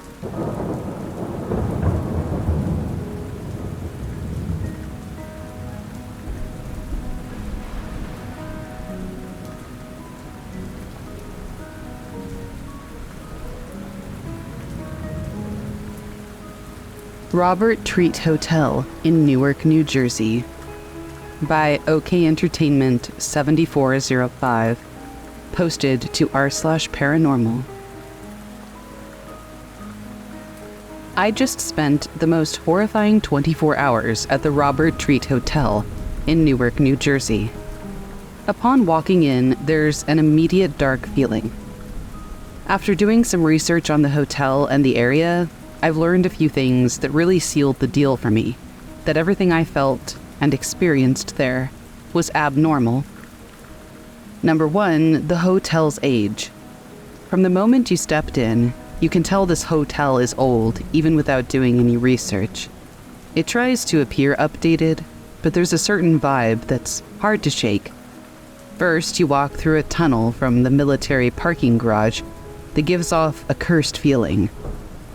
You pass creepy, empty rooms until you reach the check-in desk, where you take the elevator up. My best friend and I immediately agreed that the hotel room gave off a vibe like we had just stepped into an American Horror Story episode. The ride up the elevator was unsettling, and I didn't say anything, but it definitely just didn't feel right. Interestingly, I couldn't find any major incidents tied to the hotel, at least nothing I could pin down. But when I looked into the hotel's history, I found that it was established before the 1920s. Prostitution was rampant in New Jersey around this time, especially in busy cities with working-class men. In 1920, Newark had a population of 500,000 people and was poised to become one of the biggest industrial cities. Based on this and some research, I imagine that women in the area may have gone through a lot of horrific experiences. Number 3, Robert Treat and the Puritans. The hotel is named after Robert Treat, a colonial leader who founded Newark. He was a member of the Puritan Church, and back in those days, people only had rights if they were also a part of that church. Digging deeper, I found that, at least at the time, women within this religion were often viewed as inferior. While I'm not well versed in religion, my point here is that women likely weren't treated well during that time, and that history seems to permeate the area. I mention all of this because my best friend and I both agree that what happened to us felt paranormal. Not only did it feel paranormal, but it also felt like we were being targeted by something, an entity perhaps. We are both in our early 20s, and we don't dress conservatively, so when we got in the elevator, we didn't really expect anything out of the ordinary. My best friend had left her phone in the car after check-in, so this was our second trip up. The door shut, the light started flickering, and our key cards wouldn't work. They had worked flawlessly the first time. We pressed every button, including the emergency one, but nothing worked. Suddenly, the elevator shot up to the top floor at an alarming speed. Before we even realized what was happening, we were on the 15th floor, begging the elevator to let us out. As soon as the door opened, I ran out, looking for a stairwell, but my best friend stayed behind. It wasn't until she heard a voice, one she hadn't heard before, telling her to get out, that she decided to follow me. I still remember hearing something concerning being said, but the exact words are lost in my memory. We returned to the elevator minutes later because there was no stairwell to the top floor. When it finally came back up to pick us up, the ride down was incredibly jerky. Strangely, our keycards worked again. At no point did I think that this was just a mechanical failure. The whole time, it felt like something very dark was present. Later that night, I very unexpectedly got my period, which came with the worst pain I have ever felt in my entire life. It was the most painful and sleepless night that I've ever had in a hotel. I even said out loud that I felt like I couldn't let my guard down. All of the hotel staff seemed hesitant to acknowledge anything strange had happened with the elevator. But when I mentioned that I wouldn't be using the elevator again, they immediately helped us access the stairwell and didn't question it further. This was genuinely the most horrifying experience of my life, and I can't find anyone else who's mentioned anything unusual happening at the Robert Treat Hotel. If anyone has a weird experience there, or any information about the hotel's history that might explain what we encountered, please let me know.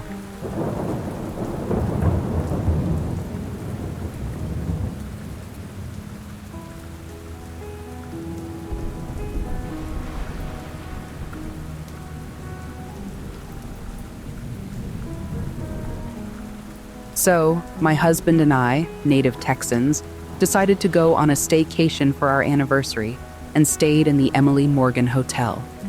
Now, for those who don't know, the hotel is right next to the Alamo and was, for a while, a hospital with a known psychiatric wing. It's a beautiful hotel, and I highly recommend it for anyone in the San Antonio area. However, when we were staying there, we had two strange things happen. The first was one night, quite late, while I was bathing. All of a sudden, some jazz marching band-style music started playing. My husband and I both listened and couldn't tell where it was coming from. Not all that strange, but we never could find a source for it. Then, every time we began getting intimate, out of nowhere, we would smell an old cigarette smell. It was literally only when things were starting to get intimate. We were there for a few days and talked to the hotel staff, who had quite a few stories from over the years. My favorite one, she told us, was about Halloween night.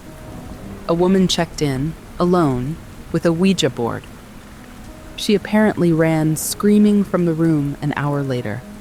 Never checked out or anything, just ran out of the hotel and didn't come back.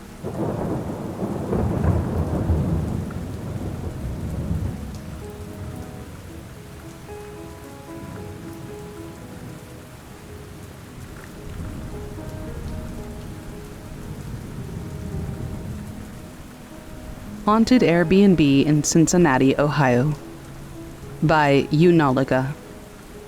I surprised my girlfriend with a trip to Cincinnati to visit the Newport Aquarium last week. I was really eager to get out of my parents' house, so I booked an Airbnb on the edge of town for the weekend. The pictures of the apartment looked nice, and we were both excited to see the town and enjoy a weekend to ourselves. When we arrived, we were a bit bummed by the state of our accommodation. Aside from the trash that clearly hadn't been emptied by the last residents, it was clear that the hosts had been very specific about the pictures they chose to post online. The apartment was obviously very old and quite empty, furnished only with the essentials: a bed, a couch, and some modest kitchen appliances. I did a full inspection of the apartment, checking for bedbugs, mold, and making sure the locks worked properly. Lastly, I came to the bathroom, which was in desperate need of remodeling. The shower had stains, the toilet hardly flushed, and the sink barely had any water pressure. It was clear that we had not been sold on a weekend stay in paradise. After a long day of exploring the town, we were both tired and climbed into bed. About an hour later, I realized I had to use the restroom, and that's when things started to get creepy. I sat down on the toilet, and I pulled out my phone to scroll through Instagram when I noticed something move out of the corner of my eye. I looked up and saw that the bathroom door had opened and was slowly moving until it came to a creaking halt against the shower curtain. I froze for a moment to collect my thoughts, trying to brush it off as a draft or something wrong with the door. I was convinced that explanation was real, until I heard the shower turn on. The loud sound of water rushing out of the tap petrified me.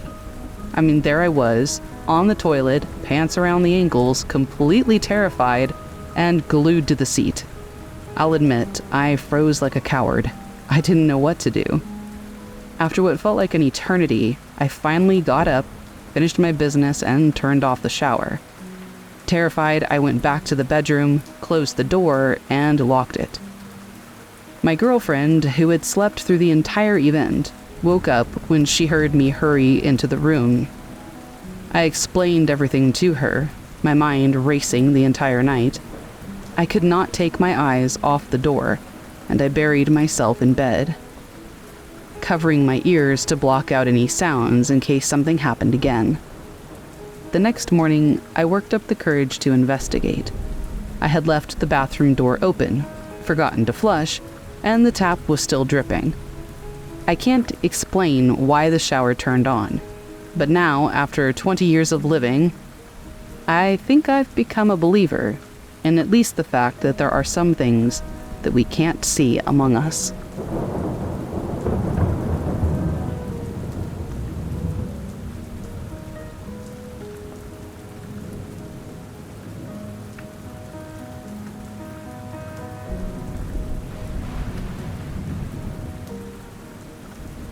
The Floating Dog Toy by A Swoon Song, posted to r/paranormal.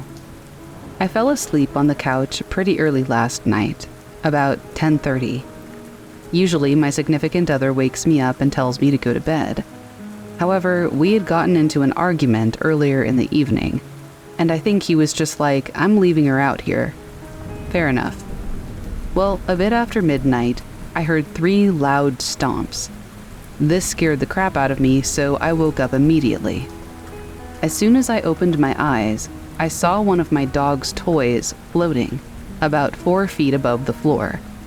It was a small lamb chop plushie with all the stuffing ripped out. It was rotating a tiny bit, and then was entirely still for a second. Then it started to slowly lower itself onto the floor. As soon as it was on the floor, I looked over at my dog, and he looked at me, and we both ran to the bedroom. I got into bed, my significant other was awake, and I said, "There's something in the living room." He looked at me and pretty much brushed me off and told me to just go to bed. It took me forever to calm down enough to fall asleep, and then I repeatedly woke up throughout the night. I kept thinking about someone holding that dog toy, realizing that I was looking at them, and then slowly putting it down. I was uneasy all night. I told my significant other about it in the morning before work, but he just said something along the lines of, "That's so weird," and then proceeded to take our dog outside to do his business. I didn't push the subject because I was so freaked out, and also exhausted because I had hardly slept. Fast forward to around 10:30 this morning. I texted my significant other and was like, "Did you get what I was saying about the creepy thing?" He responded, "Yes. Actually, the bed was shaking before you came in." I said, "You're lying." He swore to God that it was true. I also texted my siblings in our group chat, and they gave the usual, "Oh my God, so creepy," responses. But one of my sisters said, 3 loud stomps could be mocking the Holy Trinity." I wasn't sure what she meant because I'm not religious at all, but I Googled it, and I guess 3 loud stomps or knocks or thumps represents demonic presence in Christianity. I got chills all over as I read that. This entire time, I felt like the 3 loud stomps were from downstairs. I live above a bar, so that part of the experience didn't really scare me, other than startling me awake. Also, I was thinking that maybe I was hallucinating, since I was only awake for just a bit before I saw what I saw. It was the floating dog toy that scared the crap out of me. For a while, I felt like everything that I experienced was purposeful, and maybe evil. My significant other and I thought that maybe we had somehow invited evil into the apartment, because we'd been watching and listening to nothing but horror stuff due to it being October. But we also think that our argument may have caused a lot of negative energy that might have allowed what was already present to manifest itself the way that it did. At this point, though, I really want to think that I was just hallucinating, because I woke up so suddenly. And maybe the bed was just shaking due to movement downstairs. I don't know. I never really did that before, though. I don't believe in ghosts or demons or even the afterlife, but I feel like life would be more meaningful if I did. I don't know. I just don't know.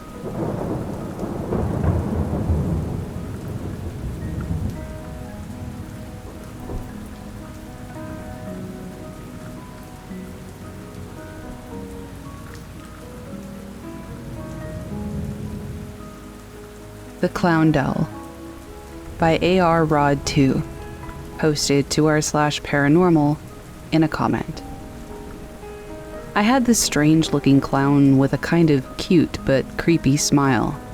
It had a key in the back that you twisted, and it would move its head side to side and music would play.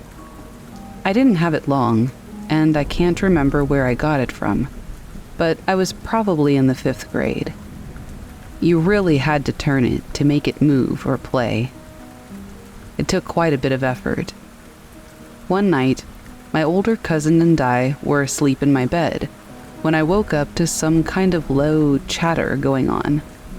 I had a few stuffed animals on my dresser, along with a clown. It was directly at the end of my bed, facing me. I swear on everything that I love, my stuffed animals and this clown were talking. When I felt my blood turn to ice, it stopped. And then I heard and saw the clown start moving and playing. My cousin heard it too, but didn't see what I had seen. This never happened before I had the clown. So I got rid of it, and the person who took it from me ended up throwing it into a fire pit, but wouldn't say why. Somehow, I think I know. I know that I wasn't dreaming, and this is just one of the reasons I hate clowns.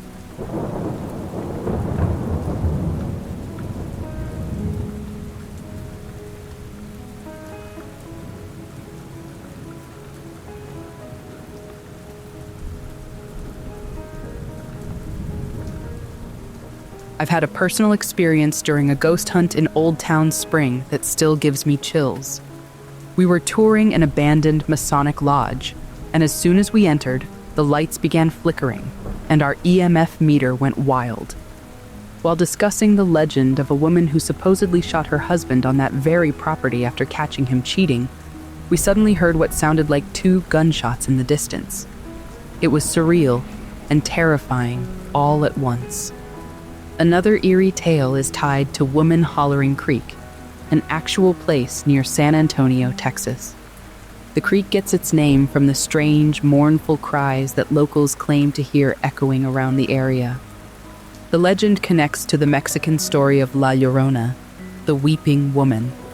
According to folklore, La Llorona was a mother driven to madness who drowned her children in a fit of rage or despair. Now, her tormented spirit is said to wander the earth, crying for her lost children. At Woman Hollering Creek, many believe her spirit lingers, wailing and warning anyone who ventures too close to the water. Visitors to the creek have reported hearing unexplained screams or cries, especially late at night. Some even claim to see a ghostly woman walking along the creek's banks before fading into the mist. Whether it's real or just an old wives' tale, it's a story that definitely keeps people on edge.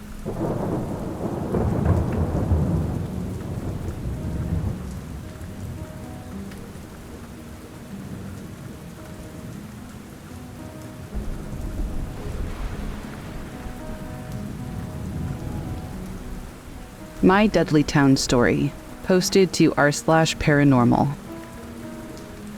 First and foremost, I haven't told this story to many people because I've second-guessed myself over the years. But after reading a story that had dramatic similarities, I figured I had to tell mine. Dudleytown is real, and it is not to be messed with. I went there back in 1999 with Greg and Dave after fishing the Housatonic River all day. It was late afternoon, and we probably would have a couple of hours to explore before it got dark. Back around this time, you could still park at the trailhead and walk in easily. I've been there twice, and the first time we went in through dark entry. This time, I decided to take the Bald Mountain entrance. On the hike in, it got eerily quiet, and we kept hearing a dog barking that never showed, even though it sounded like it kept getting closer. We walked off the trail near the well in the center of town and were surrounded by thousands of frogs on the ground everywhere.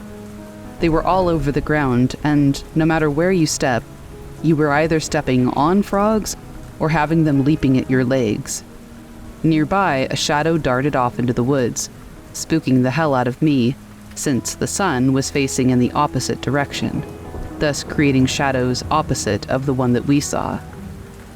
Between the shadow, the dog, and the frogs, we decided to leave. I jokingly and stupidly yelled, "Dudleytown is BS. F this place." Teenage idiocy. On the way out, our footprints in the trail were freshly wiped clean, and help me, was written in the sand. I assumed that Greg or Dave did it, but we were together the whole time. I got goosebumps, feeling like something was watching us. Mind you, I've grown up in the woods, and my family had a primitive hunting cabin in Goshen that I spent a lot of time at. I'm no stranger to being alone, deep in the woods, but this place just felt off. After leaving and getting home, I went to sleep and woke up violently ill, like profusely vomiting and unable to keep anything down. I went to the doctor. After multiple tests, the doctor said that I had a strain of food poisoning that he had actually never seen before. I was put on a liquid diet for a week and lost 15 pounds. About 2 weeks later, I felt better and never had any recurring issues related to it. Now, I am definitely a cynical skeptic.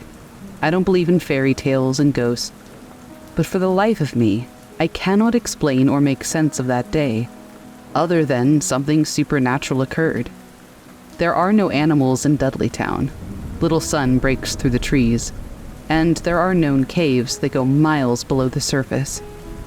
I used to work with a guy named Bruce who lived in Kent, and he told me that there are hundreds of stories like mine and worse. He told me about seeing a child run off into the woods as he drove by Bald Mountain Road at night. I recently brought this up to Greg and Dave, and they both remember the story exactly the same as I do. Dave said that he went back once because paranormal activity is a curiosity of his, and more happened as well. He saw orbs and heard crying sounds that kept moving in the woods. Dave, like myself, is an avid outdoorsman and would recognize, say, a coyote or an owl. He said this thing sounded alien or demonic. Anyway, after 18 years, all three of us remember it exactly the same. From the dog to the frogs to the shadow running the wrong way to "help me" written in the sand. Oh yeah, and both of them are adamant that neither of them wrote it, and I believe them because they were with me. They both asked me if I snuck off and did it, which I sure as hell didn't. I no longer live in Connecticut, and I hear access to Dudleytown has been prohibited. It's probably good, because there is definitely something strange about those woods.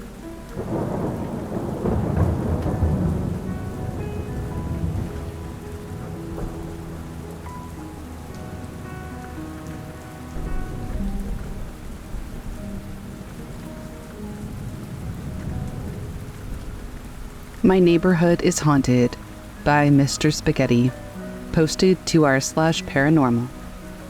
My wife, myself, and our 3 children moved into our current home in southern New Jersey about 12 years ago. At the time, the house and the block on which it's situated was 10 years old. Immediately after moving into the house, we noticed very strange things happening, mostly on the second floor. TVs upstairs would turn on and off by themselves, and the volume would increase and decrease. This happened very frequently, almost daily, and affected at least 3 televisions in the house, all of various models and ages. We'd hear noises and creaks, footfalls, and catch shadows moving from the corners of our eyes. We'd smell phantom smells, the smell of perfume or cigars, out of the blue, and then they would just disappear. We'd feel tugs on shirts and blankets, whispers, cold spots in the house. The list goes on and on. None of these goings-on seemed aggressive in any way. My wife and I didn't feel frightened or threatened, but my children were extremely freaked out, especially my 2 younger ones, who were 4 at the time. They spent the first few months living in the house, sleeping downstairs in the living room with my wife. They were afraid of the upstairs. While they were afraid of the upstairs, our dog, who was 2 and long since trained to do his business on the grass, was afraid of the backyard and started going on the patio super quick before asking to be let inside. My wife and I joked about it at first. Again, we didn't see any danger to ourselves or the children, and none of this, although entirely weird, seemed aggressive or threatening. We tried our best to help the kids through it. Then we met our first set of neighbors on the road. It's important to note that even though my wife and I joked about our situation, we never raised the subject of ghosts or hauntings with our children. We didn't want to scare them even more, nor did we discuss what was happening with our respective families because they would have thought we were crazy. At the time, it was just between us. When we met our neighbors, one of the first things they told us, flat out without any prompting, was that the entire neighborhood was haunted. As you can imagine, this revelation from total strangers, especially after what we had been witnessing in our own home, completely blew our minds. Apparently, there were at least 2 other families on our block, experiencing the same things that we were. How truly bizarre. The activity in our home continued and lasted throughout that summer. But we noticed that by October to November, it seemed to dwindle and then die off completely over the winter. We thought this was odd, but we didn't regret that things had returned to normal. The kids seemed to notice, and then they finally became comfortable in our new home. The following summer, and every summer since, the activity slowly ramped up again. We've been living in this cycle of paranormal activity since purchasing the house. To be honest, it seems to be less pronounced these days than it used to be, but I figure that's because we've just become more accustomed to it. The second year, we had a paranormal group come out to the house to investigate, mostly because my children and our dog were freaked out again.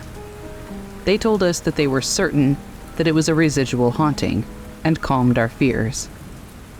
While we've noticed this activity less and less throughout the years, and our children have become entirely acclimated, this late spring heading into summer seems extraordinarily strong.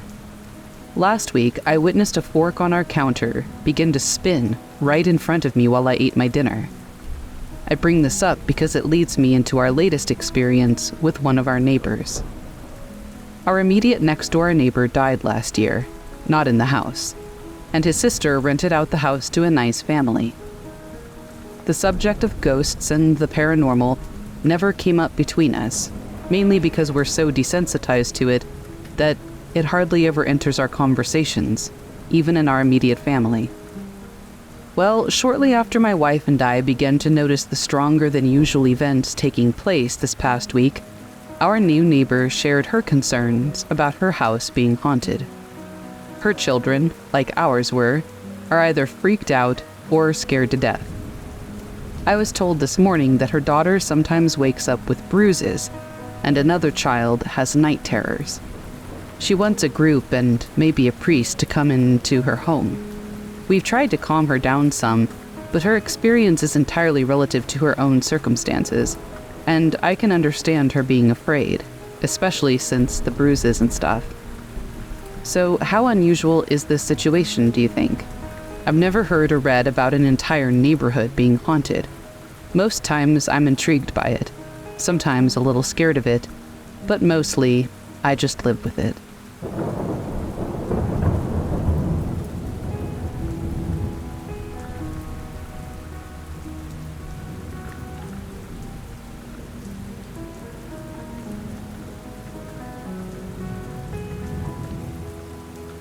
My Visit to Union Cemetery in Easton, Connecticut, by Sailor Khaleesi, posted to r/paranormal. I went on a sort of mini road trip with my best friend for my birthday last weekend to visit some haunted and abandoned places that I've dreamed of visiting for a long time.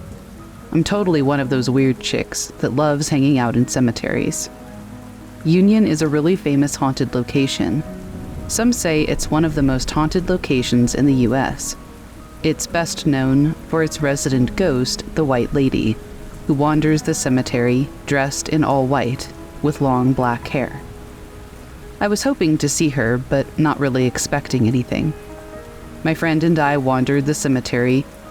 Sadly, there were a lot of broken and knocked down tombstones, which infuriated me. One in particular really caught my attention. It was knocked to the ground with a bunch of pennies on top of it. I thought it was very strange, and it was the only one with pennies on top of it. It had been a while since I had read anything about the location. I was more focused on actually finding it. So my friend turned to trusty Google to see if we could figure out the identity of the White Lady. Lo and behold, the grave with the pennies on it was the grave most people believed to be hers. Her name was Harriet R. Seeley, and she died from complications in childbirth, and she lost her newborn son as well. We tried recording some EVP and videos, but it was a windy day, so nothing really came of it. I did have an interesting experience, though. I took pictures using my new camera. I had barely used it that day, and I'm sure it still had a full battery. I also had a complete charge before I left the house. As I walked through the cemetery, my battery was draining.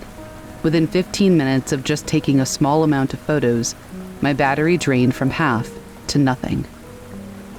Interestingly enough, I was standing before Mrs. Seeley's grave when the camera died, right after I had tried asking for a sign of her presence.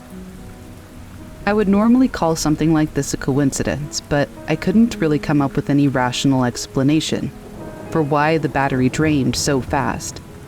I sadly didn't see any apparitions or mists, and I didn't really catch any spirit photos. I did randomly get sick and nauseous when I was standing in front of a few graves, but I don't remember which ones. I want to go back there at night sometime, hoping soon. And even if I just stand in front of the gate, I think it would be cool. Technically, you're not allowed to go in after dark.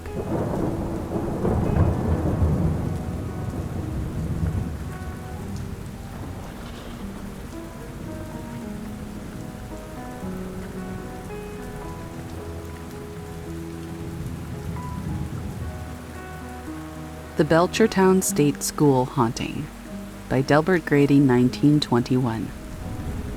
I'd like to share an experience that I've had at a particular place. This is a true story. I'm curious if anyone here has also been here before it was demolished and has had similar experiences to me. To start, I visited the abandoned Belchertown State School in Massachusetts twice. Once in the summer of 2015, and another time in the winter of 2016. I was with one friend the first time, and two the second time. For privacy's sake, I'll call my first friend M and the second J. It was the first major abandoned complex I'd ever been in. Initial impressions of the campus were exceedingly creepy, and the physical state of the building was visually disturbing. That was to be expected, but then things got weird. I'm not someone who inherently leans toward paranormal explanations, and I consider myself to be a person of sound logic. But there were feelings associated with Belchertown that have forever stuck with me and my friends. Things that have certainly affected my life in the last few years. The first of which occurred in a dormitory, the first building I went into with M in 2015. The door was open, so we trekked through the brush and made our way into the building. Inside was pitch dark, even in the middle of the afternoon. As soon as we stepped in, we heard the flutter of dozens of bats above us, which was quite a frightening experience at the time. At one point, I was standing in front of the main doorway taking photos, and M told me he saw something walk in front of it from the outside, intercepting the sunlight. Naturally, I assumed this was an animal, albeit completely silent. That is until M told me that it looked like the black silhouette of a person walking swiftly right in front of the entrance. I figured he was being paranoid, but needless to say, we left that building pretty fast. The next instance happened in what I'm going to call the epicenter. Something was wrong with the whole campus, but something was very seriously wrong with the auditorium building, specifically the basement. We approached it from the side, walking up to a kicked-out basement window. I attempted to take some photos on my phone of the exterior window. Every photo I took pointing in this direction showed up in my camera roll as a completely black image. No information, just black. This happened several times. At this same point, M, who was using an early 1990s Canon SLR film camera, was not able to take a photo. His focus hunted and didn't work, even on manual, and then the camera refused to shutter. Now we were getting a little spooked. Suddenly, a freezer-level burst of cold air came rushing out of the building, and the hair on our bodies stood up. We left the area because the feeling was so uncomfortable. Later, we ended up in that very basement of the auditorium. But it wasn't until our second trip that things started to get more disturbing. I was in that basement with M and Jay when Jay walked into a pitch-dark basketball court with his flashlight and froze in his tracks. He was talking at the time and stopped his sentence short, then slowly backed out of the room and would not tell us what was the matter. We brushed it off, but it wouldn't be until later when he finally told us what happened. He explained that he believed he saw a black figure crouching in the far corner of the basketball court up on these decaying wooden walkways. He said the figure stood upright, then stretched into the darkness faster than a person could, as though it stood up and stretched into the black at the same time. Anyway, we spent some more time in that basement before we truly got the feeling. The terrible, terrible feeling. It was a feeling that something was there. I'm always afraid to say this part due to people judging my credibility, but I am sure it was not human. We all are. I say this in the sense that we all had the feeling that we were being watched, or rather, hunted, by something that was very evil.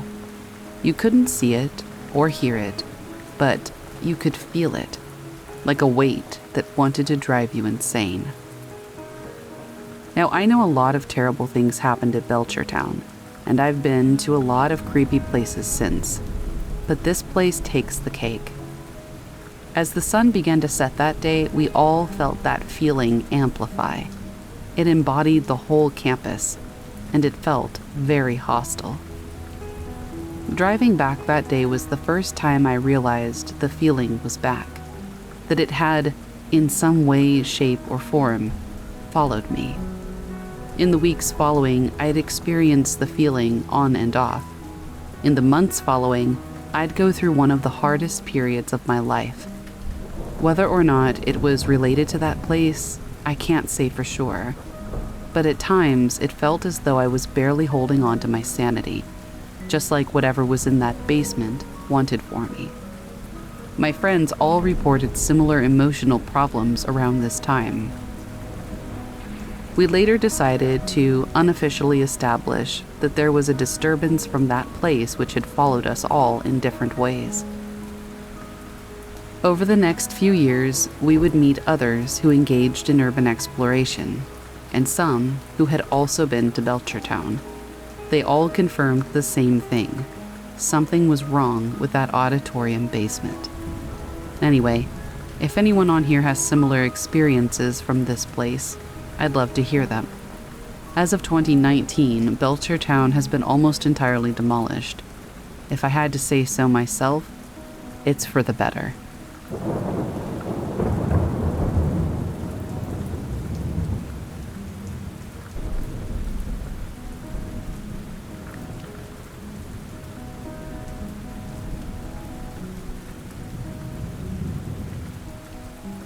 She Was in the Wrong Place by Flight to Nowhere 26, posted to r/paranormal in a comment. Okay, this happened when I was a kid, and has never left my memory because I remember it too clearly for it to have been a dream. It scared me for a really long time, and I didn't tell anyone other than my parents when it happened until I was an adult, and even then I only told a few people that I trusted and wouldn't think I was nuts. When I was a preteen, I finally got my own bedroom after sharing one with my sister my whole life. I was very excited and I spent a lot of time thinking about ways to decorate it. I had an absurdly large amount of dolls, and a lot of them were antiques, gifted to me by my grandma, who collected them. The antique dolls weren't the kind I played with often because they were fragile and their elaborate costumes were handmade and very delicate. They were meant for a display, and each had a display stand. 2 of them had belonged to my grandma when she was a little girl during the Great Depression. She grew up very poor and did not have many toys, so she took incredible care of them. My dad had the idea to build a shelf that ran around the perimeter of my room, about a foot from the ceiling, to display my dolls while keeping them organized and away from the destructive paws of my dog and sister. On to the incident. One night, I was startled awake, and while I was slowly emerging from my sleepy stupor, I had that feeling you get when you sense another person is close, but you don't see them or hear them. You just feel their presence. I looked around my dark bedroom and didn't see anyone. In the background, I could hear a countdown, like they do before a rocket launch. It was a mechanical-sounding female voice, and it didn't fade as I slowly woke up. I started to get this pinprick feeling of terror and the hot rush of panic. It was literally like 10, 9, 8, like that. I thought about turning on the light, but I was frozen in bed. I could still sense someone in the room, so as I lay there, motionless, I gazed around the room, searching for some kind of movement in the darkness, while the faint voice counting down grew louder. As I focused on the sound, I could make out another female voice whispering. As it grew louder, I heard the voice calling my name, like it was trying to get my attention. I tried to speak, but no words came out, but it responded to me, like it was answering the thoughts in my head. It very gently told me, "Don't let the clock get to 0. Everything will be okay." The countdown continued and grew louder with each number. The panic and fear continued to grow, and I felt this overwhelming sense of fear, of what will happen if the countdown gets to 0. 5. I bolted out of bed and flipped on the overhead light, and once my eyes adjusted, I scanned the room. That's when something caught my eye from the shelf above my bed. One of the antique dolls was in the wrong place. Instead of being on the shelf across the room, it was on the shelf above my bed. She had not been moved since my dad put the shelf up, because it took a ladder to reach the shelf, even for him. But there she was, securely in her display stand, on a shelf where she'd never been. I didn't know how to stop the countdown, so I just stood there, staring at the doll. 3, 2, 1. When the countdown reached 1, all the sound stopped, and the doll flew off the shelf and landed on my pillow, somehow breaking free from the stand that she was secured to. At that same moment, I finally got my voice back and screamed. My dad rushed in, and I told him what had happened.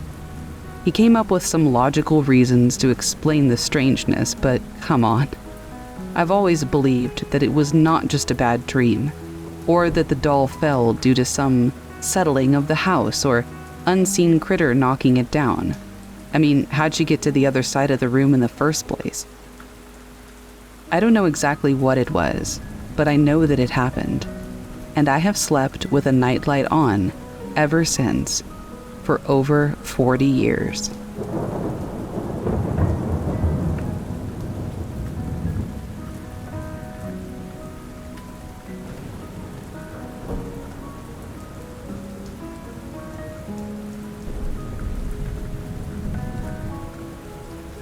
I have a weird story to tell you, but I promise that it's true.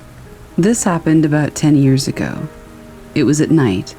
My older sister and I were on the second floor, spending the evening with our oldest brother and his wife. I can't recall what we were chatting with them about, but after a while, about 10 o'clock, my sister and I decided that it was time to go to sleep. We're heading downstairs. My brother has a switch right next to his main front door, into the stairs, that controls the light of the attic where the stairs come to an end. We usually just put useless stuff there. It's a very small room. The rest of it is just flat, empty roof. So as we're heading down, we noticed that this light was on in the attic, so I switched it off. Then, both my sister and I heard the exact voice of my mom saying, "Turn on that light, I'm up here."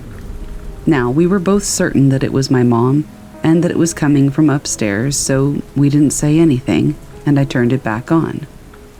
We headed downstairs, and that's when we both were totally shocked as we opened the door to find my mom drinking tea with my other brother and the TV on.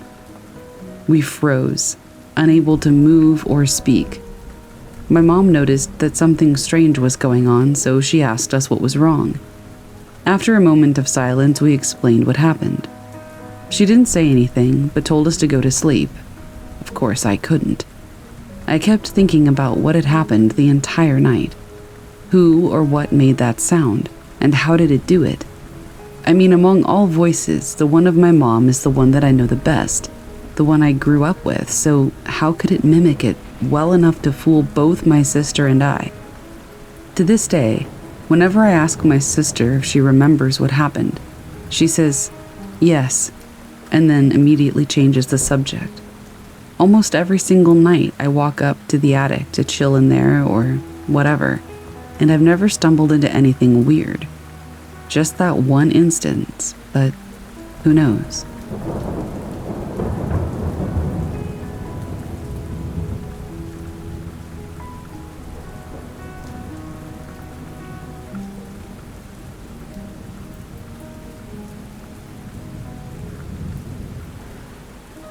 The Haunting of the Board School by Wall Street Crook.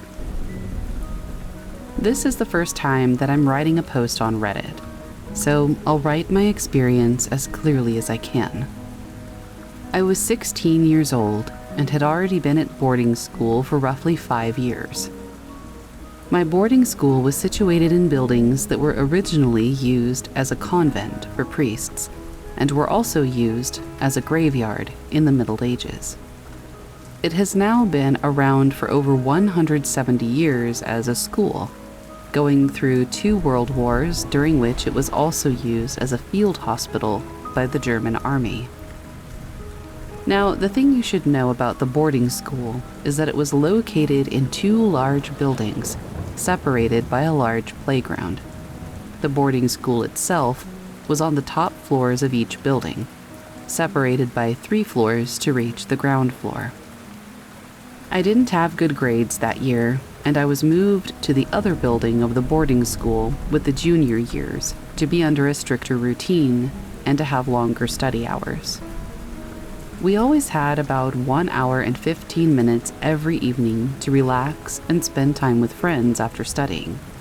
For that, there was a large basement with a small TV room, a bar, and a gigantic room with ping pong tables and kicker tables. The thing about the gigantic room was that it only had a single light switch, and it was connected to the school's theater and dancing room, of which the doors were always locked, and its light always off. Besides that, there was also a door that was always locked and supposedly connected the 2 buildings on the school's premises with a tunnel. Now, that evening, I went down to the basement directly after studying, taking along my phone charger. It was a pretty uneventful night, and at the end of it, I went up the stairs, going up the 3 floors, and finally reaching my room. All of a sudden, I realized that I had forgotten my charger in the basement, and ran to the supervisor, who gave me the keys so I could go down and get it. Once I was descending the 3 floors to reach the basement, I started to get this really eerie feeling of being watched. The feeling got even worse once I realized that if I screamed, nobody would hear me, because there were 3 empty floors between myself and the boarding school. Once I reached the basement level, I was calm again, unlocking the first door and opening the second one. As I slowly opened the second door, it felt as if the darkness in that gigantic room was extremely thick, as if it would swallow me. I know it sounds weird, but that's how it felt. I switched on the lights and started making my way past the ping pong tables toward the back of the gigantic room, roughly 30 meters away from the door and the only light switch. As I made my way to the back, I was suddenly overtaken by a massive sense of danger and terror. I felt as if I was being ambushed or led into a trap, and my heart rate skyrocketed. I quickly turned around and speed walked back to the door, when suddenly all the ping pong tables started making extremely loud noises, as if people were slamming on them with their fists to stir up a fight or something. I started sprinting to the door in fear that someone might switch off the lights or close the door on me, and while I was getting closer to the door, the noise got louder and louder. Once I finally reached it, I switched off the light and slammed the door shut, and as soon as the door closed, the noise stopped. I quickly locked the door and ran up as fast as I could, as if my life depended on it, crashing into one of the supervisors making his way home at the end of the night. He asked me what was going on because I was pale, sweaty, and shaking, and I told him what I experienced. I kind of expected him to rationalize what had happened, but he didn't. The first thing he said was that he had experienced some scary things as well when he had to lock up the basement alone.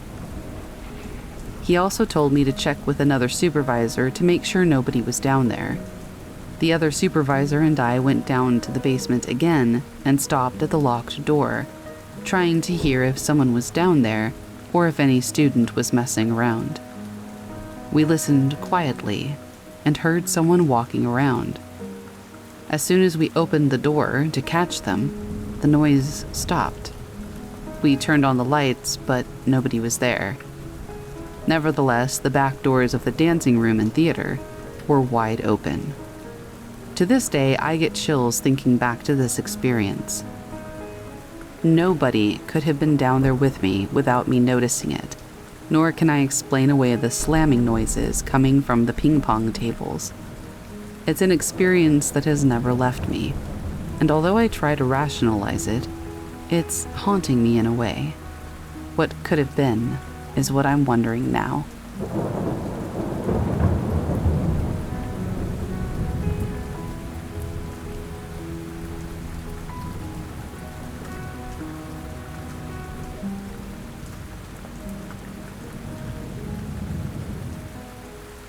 The Attic Voices by Lil Malls. So this happened around 7 years ago in 2012 or 2013. I started high school, and the school I attended was in a different city than my hometown, so I stayed in the school's dorm. The place was on the outskirts of the city. It was a 10-hectare private area with 2 school buildings, 2 separated PE buildings, a study hall, a kitchen cafeteria area, and the dorm. It was customary for freshmen to stay in the big bedrooms, the ones that could host up to 12 people. In the room I was staying in, there were only 7 girls, including me, throughout the whole year. 7 is considered an unlucky number in my country, similar to 13 elsewhere. And throughout the school year, we experienced weird happenings. Every month, we gathered a handful of screws that weren't missing from anywhere. We found weird candy wrappers, old-style ones, that no one had in the room. Once, 3 of us had to go home during the week because all 3 of us had some sort of accident. One time, our lock broke down, locking out half the group and trapping the other half inside. The room was separated into 3 sections, and all 3 had double windows. One time, the middle inside window broke during the day, along with a ton of other small things.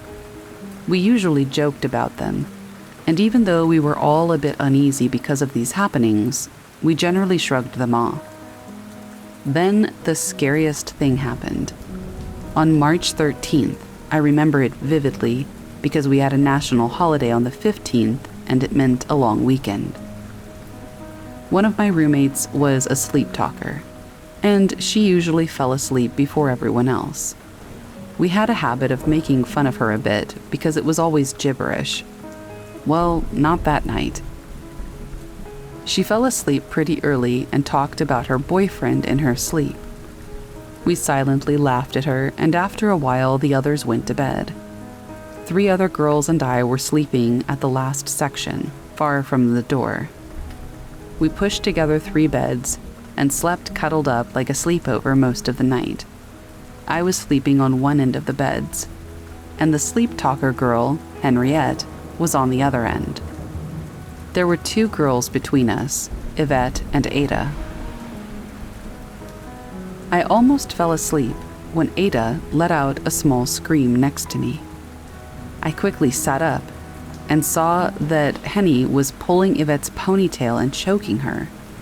We quickly got her hands off Yvette and cuddled up on my bed, trying to stay away from her while calling her name, hoping she'd wake up, but she didn't. Then she started to talk about the people who were locked up in the attic and how they were now free and they were nearing us. She said those people would kill us all. By that time, everyone in the room was freaking out. The girls in the front kept telling her to cut it out, and we in the back literally feared for our lives. At one point, I started quietly praying. I'm not a religious person anymore, but back then I was, while hugging the 2 sobbing girls. I didn't even get 2 lines in when Henny said in a menacing voice, "Don't pray. That won't help you." One of the girls in the front screamed and turned the light on. It took us a good 5 minutes to wake up Henny, and when she woke up, she seemed terrified and started crying, asking us what had happened. I left that school at the end of the school year, but that night still haunts me.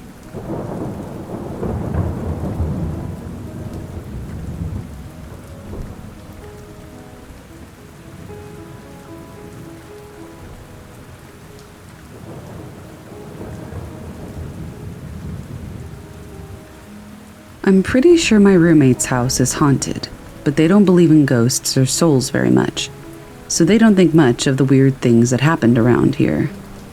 You can clearly hear footsteps in the attic. I used to live in an apartment, so you can definitely tell what different sounds you hear. With that, they are very distinctly the footsteps of someone pacing in the attic.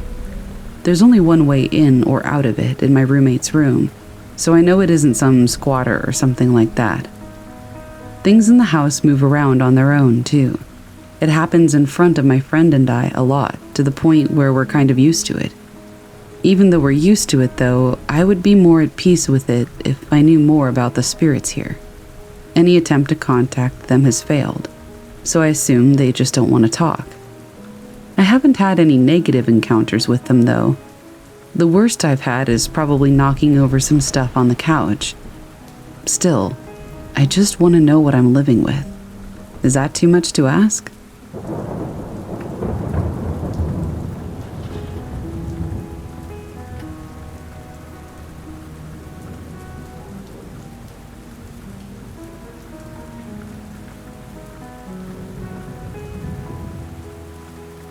This happened when I was around 9 or 10. I was staying the night at my friend Catherine's for the first time. We met the summer before, and we'd been inseparable ever since.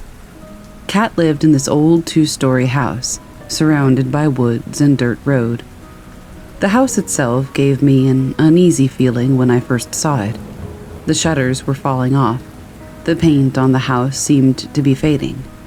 It was an old piece of crap now that I think about it, but at the time, I was excited. I remember walking in after staring at the house for what seemed like 20 minutes. Surprisingly, the inside was a lot nicer than the outside, so I pushed that uneasy feeling down and just shrugged it off as nerves. I remember the smell of the house. I can't pinpoint it, but it was different. like walking into a musty room. I started to walk around just to explore my surroundings, but I noticed Kat's mom watching me. I simply smiled and waved, but she just stood there, staring at me, wide-eyed. I had never met her before, but why was she staring at me like that? Suddenly, Kat flew around the corner and tackled me. We both fell and started to giggle. I noticed Kat's mom out of the corner of my eye start to turn around and walk off, and she was gone. Fast forward a couple of hours. Kat and I are laying on a beanbag in her room watching Children of the Corn, which, by the way, was one of my favorite movies at the time. I grew up watching horror movies, mostly Stephen King or any movie that my mom was watching at the time. Not her decision, but mine, because I love the feeling that a good horror movie gives you. She felt the same way, and that's why we clicked so much. Anyway, we were sitting here watching this movie, and suddenly the door opposite us slams closed. We both jumped and giggled and brushed it off because, well, we were kids. Until the second time, when it creaked open and slammed again, not seconds after the first time. Now I'm sitting there staring at this door, trying to figure out how in the world it's opening and closing by itself. In the midst of all that, the only other person in this house is Kat's mom, which I figured out earlier in the day was also just a tad creepy. "Do you think it's just your mom?" I asked, but she just shook her head. "Are you sure?" I asked again, but this time she said something that gave me the chills, and still does. She said, "My mom isn't home. It's just me and you, silly." I just stared at her, trying to wrap my head around what she had just said. Who leaves their 9-year-old home alone with a friend in a 2-story house? "Where's your mom?" I asked her. "She's at work." I giggled, thinking that she was just trying to trick me. "No, she's at work. She only works for a couple of hours, so she leaves me here because she trusts me." At this point, I'm just looking at her, and she noticed this look of worry on my face. "What's wrong?" she asked. I said, "If your mom is at work, then who was that lady staring at me earlier?" As I said this, we heard what seemed like footsteps at the time, but thinking about it now, it sounded more like shuffling in one spot, above us. I'm completely scared at this point. Every hair on my neck is standing on end, and I just want to leave. I start to get up when Kat pulled me back down and asked me if I heard that noise. I nodded. It was silent again, until the footsteps were back, but louder and faster. We both stared up at the ceiling, and she grabbed my hand. "This happens every day," she whispered. I looked over at her, and I could see true fear on her face. The footsteps stopped, and she looked at me, her face flushed white. "Is there an attic?" I asked. She pointed up toward the ceiling. "Well, maybe it's just squirrels or birds," I kept thinking over and over. You ever notice when you're really quiet, that's when you can hear almost everything around you? Imagine if you're sitting in a house with your best friend alone at 10 years old, and you hear the giggle of a 3-year-old child. Mind you, she has no siblings. We were completely alone. Kat was just as scared as I was. I remember thinking that I just wanted to get out of this house. I grabbed her and ran out the door. At least we would feel safer and less scared outside the house than we would in it. "Want to hear a story?" Kat asked, pulling my mind back into reality. I nodded. "Well, this house used to be a daycare. There was this lady that would watch the kids, and one day she just locked them all in the attic, and then she hung herself from a rope in the kitchen. They all died because the kids were hungry and thirsty, and no one found them for months afterwards, in this house." My heart started to pound, my eyes wide with fear, and I just looked at her. "It's true," she said. "I've seen them, the little kids. every day, but I've never seen the lady. But you have, earlier. After she told me this, I don't remember much else except running out the door of her room and making it outside. Kat followed, begging me to stay, but I just had to get out. My stomach felt like knots. I felt as though I had walked into a horror movie, and I just wished the day had never happened. Fast forward years later, that was the last day I had ever seen or heard from Kat. I remember her always coming to play outside at my dad's during the day. I remember what she looked like. I never remembered meeting her parents or seeing them out in public. I'm now 27, and I can't seem to find any proof that she exists. All my friends that I was friends with then, I'm still friends with now, even after all these years. But why not her? I think her scary story might have had some flaws, but I still wonder what happened in that house. I've driven by there maybe 15 times, and I still wonder if maybe she was one of the ones that never made it out.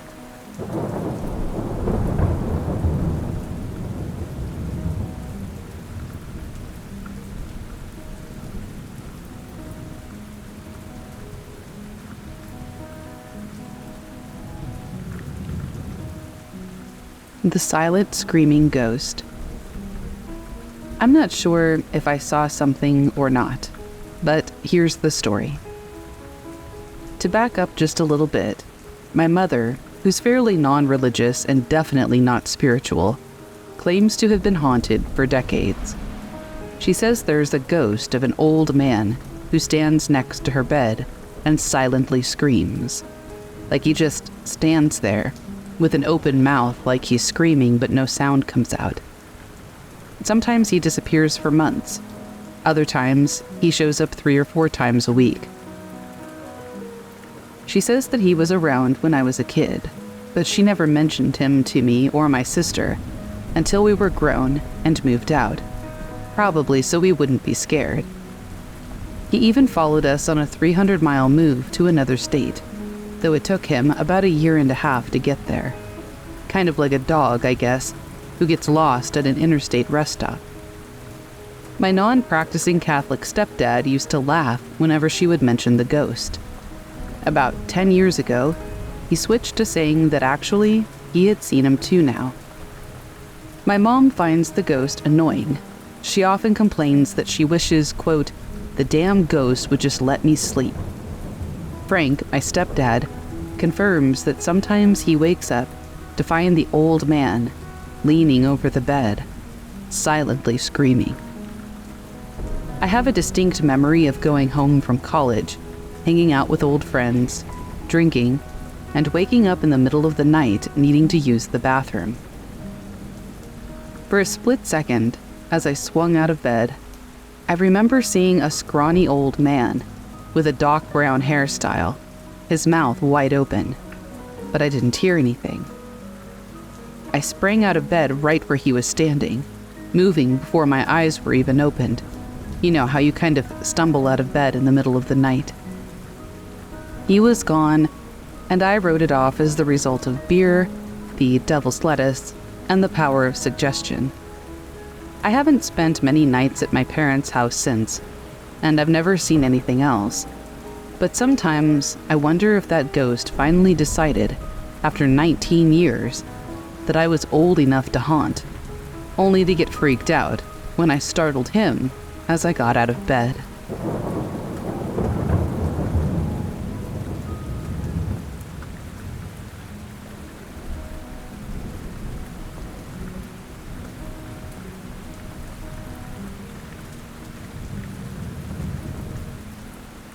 So my family and I moved into a new house, which is a 2x4 house.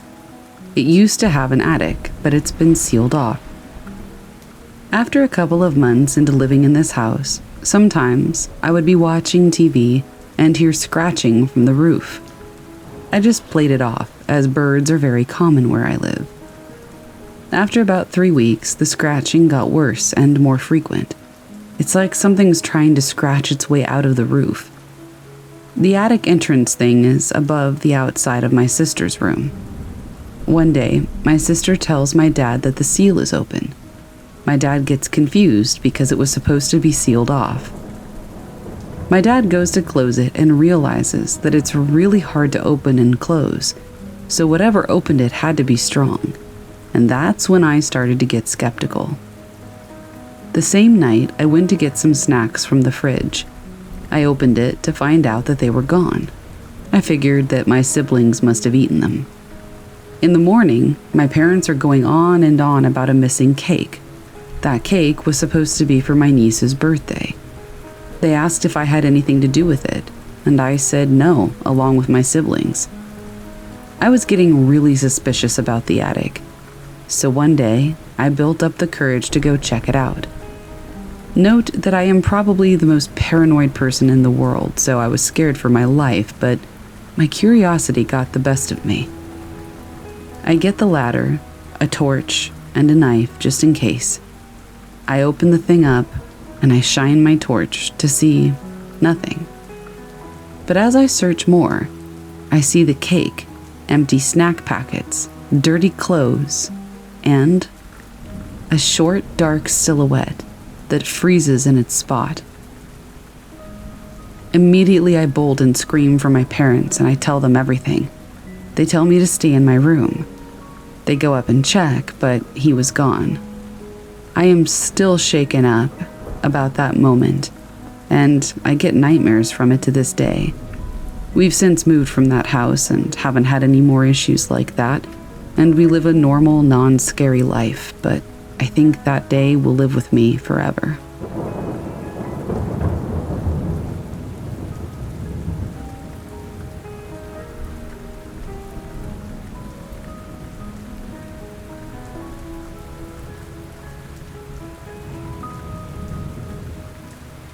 Haunted Beach House by the Wind Forest, posted to r/paranormal. A few years ago, my family and I went to stay at a beach house in Clearwater, Florida. The house is rented indefinitely by my husband's wealthy uncle. It's 3 stories, with 2 master bedrooms on the middle floor and 2 bedrooms on the top floor. My husband's parents stayed in one of the masters on the middle floor, and my husband and I stayed upstairs next to our 4-year-old daughter. The morning after our first night there, my mother-in-law asked, "Did you guys hear someone banging on the door at 3 a.m.? We hadn't. She described it as being very loud and continuing for some time.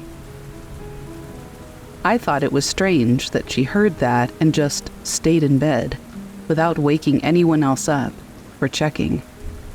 You have to walk up a large wooden staircase to get to the front door. Why would someone be at our door at 3 a.m.? What if they needed help? Personally, it would have scared me, but she's from a different generation, so whatever, I guess. I didn't think about this conversation again for a long time, until one day it occurred to me that it was relevant to something I had experienced. At some point during our trip, my husband and mother-in-law decided to rent bikes and go for a ride, while my father-in-law took my daughter outside to play on the beach. I had the house to myself. My plan was to sit on the couch in the living room and read a book. It was a beautiful room, with floor-to-ceiling windows to view the ocean. However, the wall to my left was a wall of doors, a closet, a laundry room, and a bathroom. I hadn't been reading long when I heard a thud, thud, thud from the direction of the doors. You know the sound it makes when you hit a hollow door? It's different from hitting something solid, and doors tend to have some wiggle room in the frame, so you can hear them shake a bit. I didn't think too much of it. Houses make noises sometimes. Maybe it was the dryer. No big deal. It happened again. Still, no big deal. I returned to my book. But it kept happening. The thuds became frantic, with no pattern or measurable distance of time between them. Finally, I got up. I was scared. I started toward the doors. Eventually, I was so scared that I moved to the sliding door that led to the balcony and beach access. I didn't know what to think. What could possibly be hitting the door that much? At this point, it wasn't just a fluke, and it wasn't just the dryer. What if someone was inside? I called my father-in-law and told him I was scared and needed him to come back. He packed up my daughter and came back to find me on the balcony, too afraid to go inside. I explained what was happening. He went inside to check things out, and of course the banging had stopped as soon as he arrived, so he didn't experience it. He checked all 3 rooms and found nothing that could have caused the noise, so there was no explanation. The rest of the trip went smoothly and nobody reported any strange noises. I didn't spend any more time alone in the house after that. I don't know what those noises were. I'm very interested in the paranormal, but I don't really believe in it. I have to experience it myself, and even then it has to be undeniable. This wasn't undeniable for me. Part of me still thinks there must be some explanation. It's the only weird, unexplained story that I have. I know it's not that scary, but it's real life and it happened to me.